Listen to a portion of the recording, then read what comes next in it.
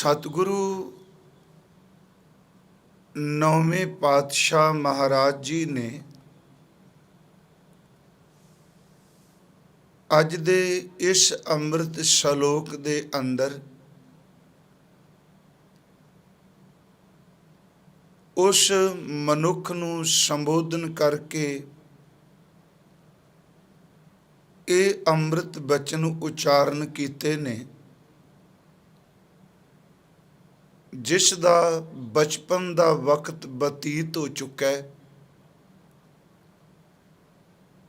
जवानी जोबन भी इहदे कोलों लद गया, चला गया और बुढ़ेपे ने, बिरध अवस्था ने इस दे तन उत्ते कब्जा कर लिया है। हुण अवस्था शरीरक तौर ते ये बन चुकी है। महाराज कहते ने सिर कंपियो। बिरध अवस्था दे विच जिहड़ा सिर है वो अपने आप ही हुण कंबन लग पिया है। पग डगमगे, जिहड़े पैर ने वो भी हुण लड़खड़ान लग पे ने, डगमगाउण लग पे ने। सिद्धा तुरन दा यतन करदा है ते पैरां विच, गोडियां विच वो ताकत नहीं कि अपना पैर सीधा रख सके। सिर कंब रहा है, पैर जिहड़े ने वो लड़खड़ा गए। नैन जोत ते हीन, नेत्रां विच जिहड़ी जोत सी जिस नाल ये रंग तमाशे देखदा सी, अज वो नेत्र भी जिहड़े ने उस नज़र तो, उस निगाह तो जां उस रोशनी तो विरवे हो गए, वांझे हो गए। अखां जोत तो हीन हो गईयां। महाराज ने फिर ये बचन दोहरा देवां। शलोक दे पहले हिस्से विच मनुख दे शरीर दा ये ढलदी हुई अवस्था कि सिर कंब रहा है, पैर डगमगा गए ते चमकदे हुए जिहड़े नेत्र सन उन्हां दी जोत तो हुण हीना हो गया। सिर कंपियो, पग डगमगे, नैन जोत ते हीन, कहो नानक एह बिद पई। ऐसी हालत हो गई, हुण ये अवस्था हो गई। गुरु तेग बहादुर साहब महाराज कह रहे ने, बचन कर रहे ने, कहो नानक ये बिद पई। ये अवस्था हो गई तऊ ना हर रस लीन। पर इस अवस्था विच पहुँचते पहुँचते इंसान तो अजे तीकरा भी परमेश्वर दे नाम दे रस नूं धारण नहीं कीता, जां हर रस तू अपनी जिंदगी च चखिया नहीं। तू बचपन तो बुढ़ेपे तक अनेकां रस जिहड़े ने अपनी जिंदगी च माणे, चखे, ते अज इस बिरध अवस्था विच आके जदों शरीर तेरा जवाब देंदा पिया, सच एवे तू इस अवस्था विच आके भी तऊ ना हर रस लीन, तू पार ब्रह्म परमेश्वर दे नाम दे रस नूं नहीं माणिया। ये सतगुरां ने अज दे इस अमृत शलोक दे विच बख्शिश कीती है। भावां कि ये सबजैक्ट बहुत वारी पिछां भी ये आ चुका है ते दास ने आप नूं ये बेनती कई बार कीती है कि गुरु तेग बहादुर साहब जी दे इन्हां 57 शलोकां दे अंदर वार वार कई विषय सबजैक्ट ऐसे ने जिन्हां नूं 2-2, 3-3 वार सतगुरु सानू समझाते पे ने। इस विच सतगुरां ने बिरध अवस्था दी कमजोरी नूं, मनुखी शरीर विच ताकत दी खीणता नूं, जां मनुख दे अंदर दी बेबसी नूं हजूर ने इस अमृत शलोक विच दर्ज कीता है। सतगुरु गुरु ग्रंथ साहिब जी की अमृत गुरबाणी ਇਸ ਬਿਰਧ ਅਵਸਥਾ ਦੇ ਸੰਬੰਧ ਵਿੱਚ ਸਾਨੂੰ ਅਨੇਕਾਂ ਬਚਨ ਜਿਹੜੀ ਉਹ ਸਮਝਾਉਂਦੀ ਹੈ। ਇਹ ਆਪਾਂ ਸਭ ਨੂੰ ਪਤਾ ਹੈ ਕਿ ਕੋਈ ਚੀਜ਼ ਵੀ ਸਦਾ ਸਥਿਰ ਰਹਿਣ ਵਾਲੀ ਨਹੀਂ, ਤੇ ਹਰ ਚੀਜ਼ ਦੇ ਵਿੱਚ ਭਾਵੇਂ ਉਹ ਜੜ ਹੈ ਭਾਵੇਂ ਉਹ ਚੇਤਨ ਹੈ, ਹਰ ਇੱਕ ਚੀਜ਼ ਦੇ ਅੰਦਰ ਜਿਹੜਾ ਹੈ ਪਰਮਾਤਮਾ ਦੇ ਹੁਕਮ ਦੇ ਵਿੱਚ ਹੀ ਬਦਲਾਅ ਆਉਂਦਾ ਪਿਆ ਹੈ। ਉਹ ਬਦਲ ਰਹੀ ਹੈ, ਵੇਖਦਿਆਂ ਵੇਖਦਿਆਂ ਬਦਲ ਰਹੀ ਹੈ। ਗੁਰੂ ਗ੍ਰੰਥ ਸਾਹਿਬ ਦੀ ਬਾਣੀ 'ਚੋਂ ਅੱਜ ਕੁਝ ਬਚਨ ਅਸੀਂ ਸਨਮਾਨਯੋਗ ਬਾਬਾ ਫਰੀਦ ਸਾਹਿਬ ਜੀ ਦੀ ਰਚਨਾ ਵਿੱਚੋਂ ਲਏ ਆ। ਉਹ ਕਹਿੰਦੇ ਨੇ, ਜਦੋਂ ਇਸ ਬਦਲਾਅ ਵੱਲ ਝਾਤੀ ਮਾਰਨੇ ਆ, ਇਨਸਾਨ ਆਪਣਾ ਚਿਹਰਾ ਰੋਜ਼ ਦੇਖਦਾ ਦਰਪਣ ਵਿੱਚ, ਤੇ ਦੇਖੋ ਰੋਜ਼ਾਨਾ ਇਹਦੇ ਚਿਹਰੇ ਦੇ ਵਿੱਚ ਬਦਲਾਅ ਆ ਰਿਹਾ ਹੈ। ਰੋਜ਼ ਇਹਦਾ ਚਿਹਰਾ ਜਿਹੜਾ ਸਰੀਰ ਬਦਲ ਰਿਹਾ ਹੈ। ਕਈ ਵਾਰੀ ਮਨ 'ਚ ਆਉਂਦਾ ਹੈ ਕਿ ਕਈ ਬੰਦੇ ਆਪਣੇ ਘਰਾਂ ਵਿੱਚ ਅੱਜ ਕੱਲ੍ਹ ਹਰ ਜਨਮ ਦਿਨ ਜਦੋਂ ਸਾਲ ਬਾਅਦ ਉਹਨਾਂ ਦਾ ਆਉਂਦਾ ਹੈ, ਤੇ ਉਸ ਜਨਮ ਦਿਨ ਵਾਲੇ ਵੇਲੇ ਉਹ ਤਸਵੀਰਾਂ ਖਿੱਚ ਖਿੱਚ ਕੇ ਆਪਣੇ ਘਰ 'ਚ ਲਾਈ ਜਾਂਦੇ ਆ। ਪਹਿਲਾ ਜਨਮ ਦਿਨ, ਦੂਜਾ ਜਨਮ ਦਿਨ, ਤੀਜਾ ਜਨਮ ਦਿਨ। ਤੇ ਮੈਂ ਸੋਚਣਾ, ਜੇ ਬੰਦਾ ਰੱਬ ਦੀ ਇਸ ਦਿੱਤੀ ਕੋਈ ਦਾਤ ਤੇ ਸਰੀਰ ਨਾਲ ਕੋਈ ਛੇੜਛਾੜ ਨਾ ਕਰੇ ਰੰਗ ਰੋਗਣ ਵਾਲੀ, ਤੇ ਸੱਚ ਇਹ ਵੇ ਹਰ ਸਾਲ ਤਸਵੀਰ ਖਿੱਚ ਕੇ ਦੀਵਾਰ ਤੇ ਲਾ ਕੇ ਉਹਨੂੰ ਨੀਝ ਲਾ ਕੇ ਉਸ ਤਸਵੀਰ ਨਾਲ ਗੱਲਾਂ ਕਰਕੇ ਦੇਖੇ, ਆਪ ਜੀ ਦੇਖੋਗੇ ਹਰ ਇੱਕ ਸਾਲ ਜਿਹੜਾ ਹੈ ਉਹਦੇ ਤਨ ਦੇ ਵਿੱਚ ਬਹੁਤ ਵੱਡੀ ਤਬਦੀਲੀ ਹੁੰਦੀ ਪਈ ਹੈ। ਸਤਿਗੁਰਾਂ ਦੀ ਬਾਣੀ ਵਿੱਚ ਇੱਕ ਬਚਨ ਹੈ, ਕੋਈ ਚੀਜ਼ ਸਥਿਰ ਨਹੀਂ, ਹਰ ਚੀਜ਼ ਜਿਹੜੀ ਹੈ ਉਹ ਬਦਲ ਰਹੀ ਹੈ। ਇਹੀ ਤਾਂ ਪਰਮਾਤਮਾ ਦੀ ਇਸ ਰਚਨਾ ਦੀ ਖੂਬਸੂਰਤੀ ਹੈ। ਉਹ ਅਕਲ ਨਹੀਂ ਦਿੰਦਾ ਇੱਕ ਥਾਂ ਤੇ ਖੜਿਆਂ ਕਰਕੇ, ਉਹ ਹਰ ਚੀਜ਼ ਬਦਲਦਾ ਪਿਆ, ਖਿੰਨ ਖਿੰਨ ਬਦਲ ਰਿਹਾ ਹੈ, ਰੋਜ਼ ਨਵਾਂ ਕੁਝ ਕਰ ਰਿਹਾ ਹੈ। ਦੇਖੋ, ਜਿਵੇਂ ਅਸੀਂ ਦੇਖਦੇ ਹਾਂ ਹੁਣ ਅੱਜ ਕੱਲ੍ਹ ਇੱਥੇ ਸਾਡੇ ਕੋਲ ਗਰਮੀ ਹੈ, ਪਰ ਇਹ ਵੀ ਤਾਂ ਪਰਿਵਰਤਨਸ਼ੀਲ ਹੈ। ਕੁਝ ਮਹੀਨੇ ਪਹਿਲਾਂ ਅੱਤ ਦੀ ਸਰਦੀ ਸੀ, ਫਿਰ ਬਸੰਤ ਆ ਗਈ, ਹੁਣ ਗਰਮੀ ਆ ਗਈ, ਅਗਾਂਹ ਬਰਸਾਤ ਆ ਜਾਏਗੀ। ਮੇਰੇ ਕਹਿਣ ਤੋਂ ਮੁਰਾਦ ਕਿ ਇਹ ਰੁੱਤ ਵੀ ਸਥਿਰ ਨਹੀਂ, ਇਹ ਰੁੱਤ ਵੀ ਜਿਹੜੀ ਉਹ ਬਦਲਦੀ ਪਈ ਹੈ, ਉਹ ਚੇਂਜ ਹੋ ਰਹੀ ਹੈ।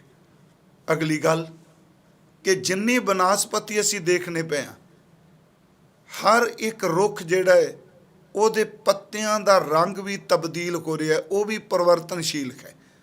ਬਾਬਾ ਸਾਹਿਬ ਜੀ ਨੇ ਆਪਣੀ ਰਚਨਾ ਵਿੱਚ ਬਚਨ ਕਿਹਾ, ਰੁੱਤ ਫਿਰੀ ਵਣ ਕੰਬਿਆ। ਜੇ ਬਾਹਰ ਦੀ ਰੁੱਤ ਫਿਰ ਜਾਏ ਤੇ ਪੂਰੇ ਦਾ ਪੂਰਾ ਜੰਗਲ ਕੰਬ ਜਾਂਦਾ ਹੈ। ਸੱਚ ਇਹ ਵੇ ਜਦੋਂ ਸਰੀਰ ਤੇ ਰੁੱਤ ਫਿਰਦੀ ਹੈ ਤੇ ਬੁਢੇਪੇ ਵਿੱਚ ਪੂਰੇ ਦਾ ਪੂਰਾ ਤਨ ਹੀ ਕੰਬ ਜਾਂਦਾ ਹੈ। ਇਹਦੇ ਅਸੀਂ ਦੋ ਥਾਵਾਂ ਤੇ ਟੁਕਾ ਸਕਨੇ, ਰੁੱਤ ਫਿਰੀ ਵਣ ਕੰਬਿਆ, ਪੱਤ ਝੜੇ ਚੜ ਪਾਏ। ਰੁੱਤ ਤਬਦੀਲ ਹੋ ਗਈ, ਜੰਗਲ ਕੰਬ ਉੱਠਿਆ, ਤੇ ਜਿਹੜੇ ਪੱਤੇ ਅੱਤ ਦੇ ਕੋਮਲ ਸਨ ਉਹ ਪੀਲੇ ਹੋ ਕੇ ਜ਼ਮੀਨ ਦੇ ਉੱਤੇ ਡਿੱਗ ਪਏ। ਕਦੀ ਉਹ ਅੱਤ ਦੇ ਕੋਮਲ ਸਨ, ਅੱਜ ਉਹ ਸੱਚ ਐਵੇਂ ਕਿ ਪੀਲੇ ਹੋ ਕੇ ਸਖਤ ਹੋ ਕੇ ਕਠੋਰ ਹੋ ਕੇ ਧਰਤੀ ਤੇ ਰੁਲ ਗਏ। ਇਹੀ ਤਾਂ ਇੱਕ ਕੇਵਲ ਜੰਗਲ ਜਾਂ ਪੱਤੇ ਬਨਸਪਤੀ ਦੀ ਦਾਸਤਾਨ ਨਹੀਂ, ਇਹ ਇਸ ਰਚਨਾ ਵਿੱਚ ਕੱਲੀ ਇਸ ਪਲੈਨਟ ਦੀ ਨਹੀਂ, ਜੋ ਕੁਝ ਪਰਮਾਤਮਾ ਨੇ ਰਚਿਆ ਹੈ ਹਰ ਇੱਕ ਉੱਤੇ ਇਹ ਲਾਗੂ ਹੋਵੇਗਾ। ਰੁੱਤ ਫਿਰੀ ਵਣ ਕੰਬਿਆ, ਪੱਤ ਝੜੇ ਚੜ ਪਾਹੇ, ਚਾਰੇ ਕੁੰਡਾ ਢੂੰਡੀਆਂ, ਰਹਿਣ ਕਥਾਉ ਨਾਹੇ। ਚਾਰ ਚਫੇਰੇ ਝਾਤੀ ਮਾਰ ਕੇ ਦੇਖੀ, ਕੋਈ ਚੀਜ਼ ਐਸੀ ਨਹੀਂ ਜਿਹੜੀ ਕਹਿ ਸਕਾਂ ਵੀ ਇਹ ਸਦਾ ਵਾਸਤੇ ਸਥਿਰ ਹੈ। ਮਹਾਰਾਜ ਕਹਿੰਦੇ ਨੇ ਉਹ ਤਬਦੀਲ ਹੋ ਰਹੀ ਹੈ। ਹੁਣ ਜਿਹੜੀ ਅਸੀਂ ਪਿਛਲੇ ਦਿਨੀ ਵੀ ਗੱਲ ਕਰਦੇ ਰਹੇ, ਜੋ ਕੁਝ ਬੰਦਾ ਆਪਣੇ ਜੇਨ 'ਚ ਰੋਜ਼ ਚਿਤਵਨ ਕਰੇਗਾ, ਜਿਹਨੂੰ ਆਪਾਂ ਕਹੀਏ ਵੀ ਇਹਦੇ ਸੰਕਲਪ ਵਿਕਲਪ ਜਾਂ ਇਹਦੀ ਸੋਚ, ਉਹ ਜਿੰਨੇ ਵੀ ਜ਼ਿੰਦਗੀ ਦੇ ਪੜਾਅ ਅੱਗੇ ਸਮਾਂ ਲੰਘੀ ਜਾਏਗਾ, ਉਹ ਚੀਜ਼ ਇਹਦੇ ਅੰਦਰ ਧੁਰ ਅਸਰ ਕਰੀ ਰੱਖੇਗੀ। ਜੋ ਬਚਪਨ ਵੀ ਸੋਚਿਆ, ਬੁਢੇਪੇ ਵੀ, ਜਵਾਨੀ ਵੀ ਸੋਚਿਆ, ਬੁਢੇਪੇ ਵੀ ਸੋਚਿਆ, ਉਹ ਜਿਹੜੀ ਸੋਚ ਹੈ ਇਨਸਾਨ ਦੇ ਅੰਦਰੋਂ, ਮੈਂ ਦੁਨਿਆਵੀ ਸ਼ਬਦ ਕਹਿ ਰਿਹਾ, ਉਹ ਨਹੀਂ ਨਿਕਲਦੀ, ਉਹ ਇਨਸਾਨ ਦੇ ਅੰਦਰ ਆਪਣੇ ਆਪ ਚਲੀ ਜਾਂਦੀ ਹੈ। ਪਰਮਾਰਥ ਕਮਾਉਣ ਵਾਲਿਆਂ ਨੇ ਗੱਲ ਕਹੀ ਕਿ ਇਨਸਾਨ ਜਦੋਂ ਤੇਰਾ ਵੇਲਾ ਸੀ ਅਧਿਆਤਮਕਤਾ ਨੂੰ ਕਮਾਉਣ ਦਾ, ਰੂਹਾਨੀਅਤ ਨੂੰ ਜ਼ਿੰਦਗੀ 'ਚ ਧਾਰਨ ਕਰਨ ਦਾ, ਸ਼ੁਭ ਕਰਮ ਕਰਨ ਦਾ, ਉਦੋਂ ਤੂੰ ਸਿਰਫ ਦੁਨੀਆ ਦੇ ਮੋਹ ਤੇ ਵਾਸ਼ਨਾ ਵਿੱਚ ਪ੍ਰਵਿਰਤ ਰਿਹਾ। ਆ ਬੁਢੇਪਾ ਸਮਝ ਵੀ ਤੇਰੀ ਕਬਰ ਤਿਆਰ ਹੋ ਗਈ ਏ। ਜਿਵੇਂ ਮੰਨ ਲਓ ਕੋਈ ਗੱਡਾ ਲੱਦਦਾ ਹੋਵੇ, ਕੋਈ ਵਾਹਨ ਉੱਤੇ ਸਮਾਨ ਲੱਦੇ, ਤੇ ਜਦੋਂ ਉਹ ਗੱਡਾ ਲੱਦਿਆ ਜਾਏ, ਭਰਿਆ ਜਾਏ, ਤੇ ਉਹਨੂੰ ਅੱਗੇ ਤੋਰਨਾ ਹੀ ਪੈਂਦਾ ਹੈ। ਇਹ ਜਿਹੜਾ ਬੁਢੇਪਾ ਹੈ, ਗੁਰਮੁਖੋ, ਇਹ ਗੱਡਾ ਲੱਦ ਚੁੱਕਾ ਹੈ। ਅੱਜ ਜਾਂ ਕੱਲ੍ਹ ਇਸ ਗੱਡੇ ਨੇ ਅੱਗੇ ਤੁਰ ਪੈਣਾ ਹੈ। ਮਹਾਰਾਜ ਜੀ ਨੇ ਇੱਕ ਬਚਨ ਕਿਹਾ, ਬਾਬਾ ਫਰੀਦ ਸਾਹਿਬ ਜੀ ਨੇ, ਕਹਿੰਦੇ ਨੇ, ਜਦੋਂ ਜਾ ਤੋ ਖੱਟਣ ਵੇਲ ਤਾਂ ਤੂੰ ਰੱਤਾ ਦੁਨੀ ਸਿਉ। ਜਦੋਂ ਕਮਾਉਣ ਦਾ ਵੇਲਾ ਸੀ ਉਦੋਂ ਤੂੰ ਦੁਨੀਆ ਦੇ ਵਿੱਚ ਖੱਜ ਸੇ। ਮਰਗ ਸਵਾਈ ਨਹੀਂ ਜਾਂ ਭਰਿਆ ਤਾਂ ਲੱਦਿਆ। ਇਹ ਤੇਰੀ ਜਿਹੜੀ ਕਬਰ ਹੈ ਇਹ ਪੱਕੀ ਮੁਕੰਮਲ ਹੋ ਗਈ। ਮੌਤ ਮੁਕੰਮਲ ਹੁਣ ਤੇਰੇ ਤੇ ਪੱਕਾ ਆਉਣ ਵਾਲੀ ਹੈ। ਤੇ ਬੁਢੇਪਾ ਇਹ ਵੇ ਕਿ ਤੇਰੀ ਜ਼ਿੰਦਗੀ ਦਾ ਗੱਡਾ ਜਿਹੜਾ ਸੀ ਉਹ ਭਰਿਆ ਪਿਆ ਹੈ, ਹੁਣ ਲੱਦੇ ਹੋਏ ਨੇ ਅੱਗੇ ਚੱਲਣਾ ਹੈ। ਅੱਜ ਮੈਂ ਕੁਝ ਉਹਨਾਂ ਦੇ ਬਚਨ ਲਏ ਆ, ਕਿਉਂਕਿ ਉਹਨਾਂ ਦੇ ਸ਼ਲੋਕ ਇਕੱਠੇ ਆਉਂਦੇ ਆ। ਉਹਦੇ ਵਿੱਚ ਇੱਕ ਬਚਨ ਹੈ ਕਿ ਦੇਖ ਫਰੀਦਾ ਜੇ ਥੀਆ ਦਾੜੀ ਹੋਈ ਭੂਰ। ਇਹ ਪਿਛਲੇ ਦਿਨ ਇੱਕ ਦਿਨ ਅਸੀਂ ਪ੍ਰਮਾਣ ਲਿਆ ਸੀ। ਦੇਖ ਫਰੀਦਾ ਜੇ ਥੀਆ ਦਾੜੀ ਹੋਈ ਭੂਰ, ਅੱਗੋਂ ਨੇੜਾ ਆਇਆ ਪਿੱਛਾ ਰਿਹਾ ਦੂਰ। ਇਹ ਦੇਖ ਫਰੀਦ ਕਿ ਤੇਰੇ ਜਿਹੜੇ ਕੇਸ ਨੇ ਦਾੜੇ ਦੇ ਉਹ ਭੂਰੇ ਹੋ ਗਏ, ਪੀਲੇ ਹੋ ਗਏ, ਚਿੱਟੇ ਹੋ ਗਏ। ਇਹਦੇ ਅਰਥ ਇਹ ਕਰਾਂਗੇ, ਕਿਉਂਕਿ ਜਦੋਂ ਫਸਲ ਪੱਕਦੀ ਹੈ, ਚਾਹੇ ਭਾਵੇਂ ਝੋਨਾ ਹੋਵੇ, ਜੀਰੀ ਹੋਵੇ, ਕਣਕ ਹੋਵੇ, ਤਕਰੀਬਨ ਆਪ ਜੀ ਦੇਖੋਗੇ ਹਰ ਫਸਲ ਜਿਹੜੀ ਪੱਕਣ ਵਾਲੀ ਹੈ, ਉਹਦੇ ਬੂਟੇ ਨੇ, ਉਹਦੇ ਜਿਹੜੇ ਪੱਤੇ ਨੇ, ਉਹ ਪੀਲੇਪਨ ਦੀ, ਭੂਰੇਪਨ ਦੀ ਭਾਅ ਮਾਰ ਲੱਗ ਪੈਂਦੇ ਆ। ਇਹਦਾ ਮਤਲਬ ਇਹ ਵੇ ਕਿ ਫਸਲ ਪੱਕ ਗਈ ਹੈ। ਮਹਾਰਾਜ ਸੱਚੇ ਪਾਤਸ਼ਾਹ ਕਹਿੰਦੇ ਨੇ, ਦੇਖ ਫਰੀਦਾ ਜੇ ਥੀਆ ਦਾੜੀ ਹੋਈ ਭੂਰ, ਅੱਗੋਂ ਨੇੜਾ ਆਇਆ। ਅਗਲਾ ਸਮਾਂ ਜਿਹੜਾ ਬਿਲਕੁਲ ਨਜ਼ਦੀਕ ਆ ਗਿਆ, ਪਿੱਛਾ ਰਿਹਾ ਦੂਰ। ਬਚਪਨ ਤੋਂ ਲੈ ਕੇ ਜਿਹੜੇ ਹੁਣ ਦਿਨ ਤੂੰ ਕਮਾਏ ਸਨ, ਉਹ ਸਾਰੇ ਦੇ ਸਾਰੇ ਜਿਹੜੇ ਨੇ ਦੂਰ ਰਹਿ ਗਏ। ਮੈਂ ਆਪ ਨੂੰ ਇੱਕ ਅਰਜ਼ ਕੀਤੀ ਸੀ ਇੱਕ ਦਿਨ ਕਥਾ ਕਰਦਿਆਂ, ਉਹ ਦੁਹਰਾਵਾਂਗਾ ਨਹੀਂ, ਪਰ ਸੱਚ ਇਹ ਵੇ ਕਿ ਇਨਸਾਨ ਉਹ ਜਿਉਂ-ਜਿਉਂ ਬੁਢੇਪੇ ਵੱਲ ਜਾਂਦਾ ਹੈ, ਤਿਉਂ-ਤਿਉਂ ਇਹਦੀ ਜਿਹੜੀ ਵਾਸ਼ਨਾ ਪਿਛੇ ਭੋਗੇ ਕੋਈ ਦਿਨ ਨੇ, ਇਹਨੂੰ ਪਿਛਾਂ ਖਿੱਚਣ ਦਾ ਯਤਨ ਕਰਦੇ ਆ। ਸਰੀਰ ਅੱਗੇ ਨੂੰ ਜਾ ਰਿਹਾ ਹੈ, ਮਨ ਦੇ ਫੁਰਨੇ ਜਿਹੜੇ ਇਹਨੂੰ ਪਿੱਛੇ ਧੱਕ ਲਿਜਾਂਦੇ ਨੇ। ਇਹਨੂੰ ਜਵਾਨੀ ਚੇਤੇ ਆਉਂਦੀ ਏ, ਇਹਨੂੰ ਬਚਪਨ ਚੇਤੇ ਆਉਂਦਾ ਹੈ। ਉਹ ਵਾਸ਼ਨਾ ਵਿੱਚ ਪ੍ਰਵਿਰਤ ਹੋਏ ਜਿਹੜੇ ਦਿਨ ਨੇ, ਇਹਨੂੰ ਦੁਬਾਰਾ ਫਿਰ ਚੇਤੇ ਆਉਣ ਲੱਗ ਪੈਂਦੇ ਨੇ। ਇਹੀ ਕਾਰਨ ਕਿ ਮੰਜੇ 'ਤੇ ਪਿਆ ਹੋਇਆ ਬੰਦਾ ਬੁਢੇਪੇ ਵਿੱਚ ਸੱਚ ਇਹ ਵੇ ਕਿ ਚੱਲ ਵੀ ਨਹੀਂ ਸਕਦਾ। ਇਹਦੇ ਅੰਦਰ ਦੀ ਜਿਹੜੀ ਵਾਸ਼ਨਾ ਹੈ ਉਹ ਉਸੇ ਤਰ੍ਹਾਂ ਨਿਰੰਤਰ ਚੱਲਦੀ, ਜੋ ਕੁਝ ਇਹਨੇ ਪਿਛਲੇ ਸਮੇਂ ਵਿੱਚ ਭੋਗਿਆ ਹੈ। ਹਾਲਾਂਕਿ ਉਹ ਸਭ ਕੁਝ ਪਿੱਛੇ ਰਹਿ ਚੁੱਕਾ ਹੈ, ਪਰ ਅੰਦਰ ਉਹ ਚਿੰਤਨ ਖਤਮ ਨਹੀਂ ਹੋਇਆ। ਇਹਦਾ ਕੇਸ ਚਿੱਟੇ ਹੋ ਗਏ। ਇਹੀ ਕਾਰਨ ਮੈਂ ਚਲੋ ਇੱਕ ਦਿਨ ਬੇਨਤੀ ਕੀਤੀ ਸੀ ਕਿ ਬੰਦਾ ਜੇ ਸਰੀਰਕ ਤੌਰ 'ਤੇ ਚਾਹੋ, ਇਹਦੀ ਚਾਹਤ, ਇੱਥੋਂ ਦੇ ਲੋਕ ਰੰਗ ਚਿੱਟਾ ਲੋਚਦੇ ਆ ਚਮੜੀ ਦਾ, ਦੰਦ ਚਿੱਟੇ ਲੋਚਦੇ ਆ ਬੰਦੇ ਦੇ, ਪਰ ਜਦੋਂ ਕੇਸ ਚਿੱਟੇ ਹੋਣ ਲੱਗਦੇ ਨੇ, ਬਹੁ ਗਿਣਤੀ 'ਚ ਲੋਕ ਉਹਦੇ ਚਿੱਟੇਪਨ ਨੂੰ ਸਵੀਕਾਰ ਨਹੀਂ ਕਰਦੇ।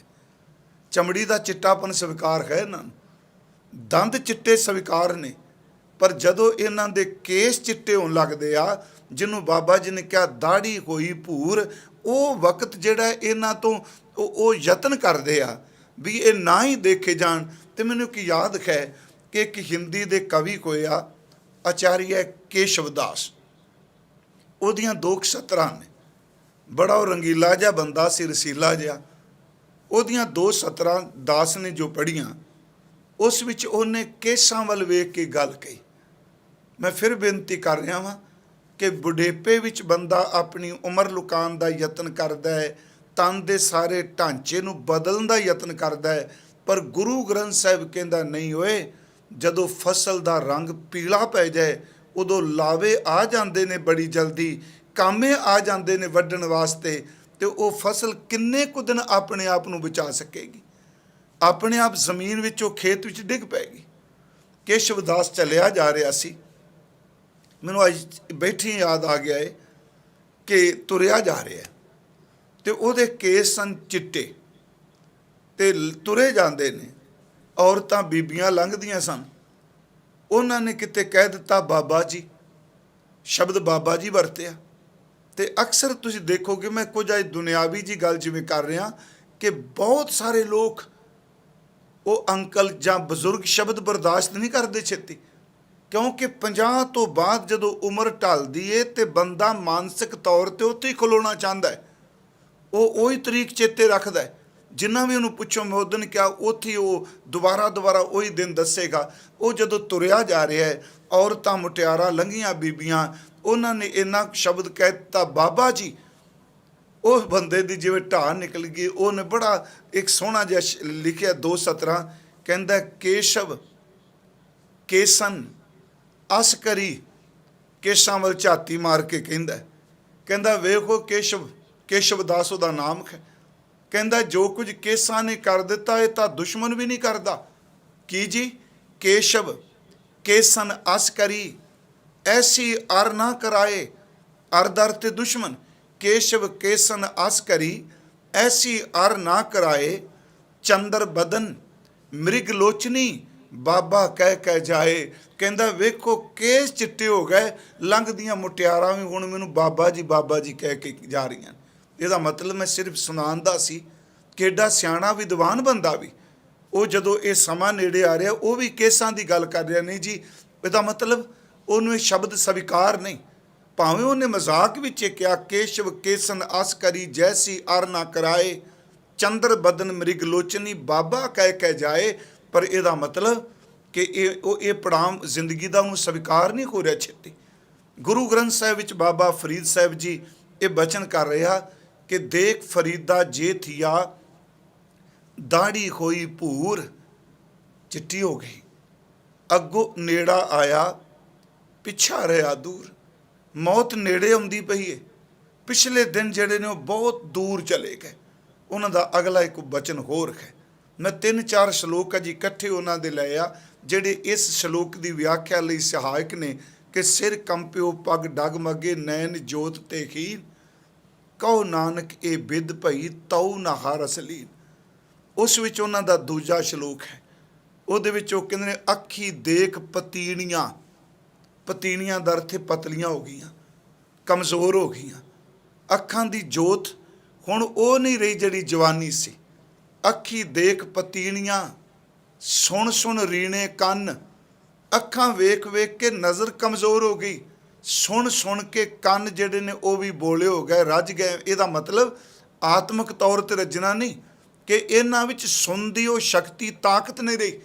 ਅੱਖੀ ਦੇਖ ਪਤੀਣੀਆਂ, ਸੁਣ ਰੀਣੇ ਕੰਨ। ਅਗਲਾ ਬਚਨ ਹੈ ਸ਼ਾਖ ਪਕੰਦੀ ਆਈਆ। ਕਹਿੰਦੇ ਨੇ ਆਹ ਵੇਖੋ ਟਾਹਣੀਆਂ ਪੱਕ ਗਈਆਂ। ਉਹਨਾਂ ਨੇ ਬਚਨ ਕਿਹਾ ਜਿਵੇਂ ਕਿਹਾ ਨਾ ਦਾੜੀ ਕੋਈ ਭੂਰ। ਇਸ ਵਿੱਚ ਉਹ ਕਹਿ ਰਹੇ ਨੇ ਕਿ ਜਦੋਂ ਫਲ ਪੱਕ ਜਾਂਦਾ ਹੈ, ਜਦੋਂ ਫਲ ਸੱਚਮੁੱਚ ਪੂਰਨ ਤੌਰ ਤੇ ਰਸ ਨਾਲ ਭਰ ਜਾਂਦਾ ਹੈ, ਉਹਨਾਂ ਸ਼ਾਖਾਵਾਂ ਦਾ ਉਸ ਫਲ ਦਾ ਰੰਗ ਆਪਣੇ ਆਪ ਤਬਦੀਲ ਹੋ ਜਾਂਦਾ ਹੈ। ਦੇਖੋ ਫਰੀਦ, ਆ ਸ਼ਾਖਾਵਾਂ ਪੱਕ ਗਈਆਂ ਤੇ ਇਹਨਾਂ ਦਾ ਰੰਗ ਵੀ ਹੋਰ ਹੋ ਗਿਆ। ਅੱਖੀ ਦੇਖ ਪਤੀਣੀਆਂ, ਸੁਣ ਰੀਣੇ ਕੰਨ। ਸ਼ਾਖ ਪਕੰਦੀ ਆਈਆ, ਹੋਰ ਕਰੇਂਦੀ ਵਨ ਦਾ ਅਰਥ ਹੈ ਰੰਗ। ਕਹਿੰਦੇ ਨੇ ਪਿਆਰਿਆ ਕਿ ਜਿਵੇਂ ਪੱਕੇ ਕੋਈ ਫਲ, ਟਾਹਣੀਆਂ, ਪੱਤੇ ਰੰਗ ਤਬਦੀਲ ਪੈ ਕਰਦੇ ਨੇ। ਅੱਖਾਂ ਪਤਲੀਆਂ ਹੋ ਗਈਆਂ, ਕੰਨ ਦੀ ਸੁਣ ਸ਼ਕਤੀ ਕਮਜ਼ੋਰ ਹੋ ਗਈ। ਆ ਵੇਖ ਹੋਏ ਫਰੀਦ, ਆ ਜਿਹੜਾ ਸਰੀਰ ਦਾ ਸਾਰਾ ਢਾਂਚਾ ਇਹ ਰੰਗ ਬਦਲ ਗਿਆ, ਝੁਰੜੀਆਂ ਪੈ ਗਈਆਂ, ਮਾਸ ਢਲ ਗਿਆ। ਜਦੋਂ ਬਾਬਾ ਸਾਹਿਬ ਜੀ ਦਾ ਇਹ ਸ਼ਲੋਕ ਦਾਸ ਵਿਚਾਰ ਰਿਹਾ ਸੀ, ਮੇਰੇ ਮਨ 'ਚ ਉਦੋਂ ਇਹ ਖਿਆਲ ਆਇਆ। ਉਦਾਹਰਨ ਤਾਂ ਦੇ ਦਿੱਤੀ ਕਿ ਸ਼ਾਖ ਪਕੰਦੀ ਆਈ ਆ, ਸ਼ਾਖਾਵਾਂ ਪੱਕ ਗਈਆਂ, ਫਲ ਪੱਕ ਗਏ ਦੇ ਅਰਥ ਲਈਏ ਆਪਾਂ, ਭਾਵੇਂ ਲਫ਼ਜ਼ ਤੇ ਫਲ ਨਹੀਂ ਪਾਇਆ। ਹੁਣ ਸ਼ਾਖ ਪਕੰਦੀ ਆਈ ਆ, ਮੈਂ ਕਹਿੰਦਾ ਫਲ ਫਿਰ ਵੀ ਇਨਸਾਨ ਦੇ ਬੁਢੇਪੇ ਨਾਲੋਂ ਚੰਗਾ ਰਿਹਾ। ਫਲ ਘੱਟੋ ਘੱਟ ਜੇ ਰੰਗ ਬਦਲਦਾ ਪਿਆ, ਉਹ ਪੀਲਾ ਹੋ ਰਿਹਾ, ਉਸ ਪੱਕੇ ਹੋਏ ਦਾ ਰੰਗ ਤਬਦੀਲ ਹੁੰਦਾ ਪਿਆ। ਪਰ ਇਹ ਤਾਂ ਪੱਕਾ ਹੈ ਨਾ ਵੀ ਜੇ ਉਹ ਪੱਕ ਰਿਹਾ ਹੈ ਤੇ ਉਹਦੇ ਵਿੱਚ ਓਨੇ ਸਮੇਂ ਵਿੱਚ ਰਸ ਵੀ ਭਰਦਾ ਪਿਆ।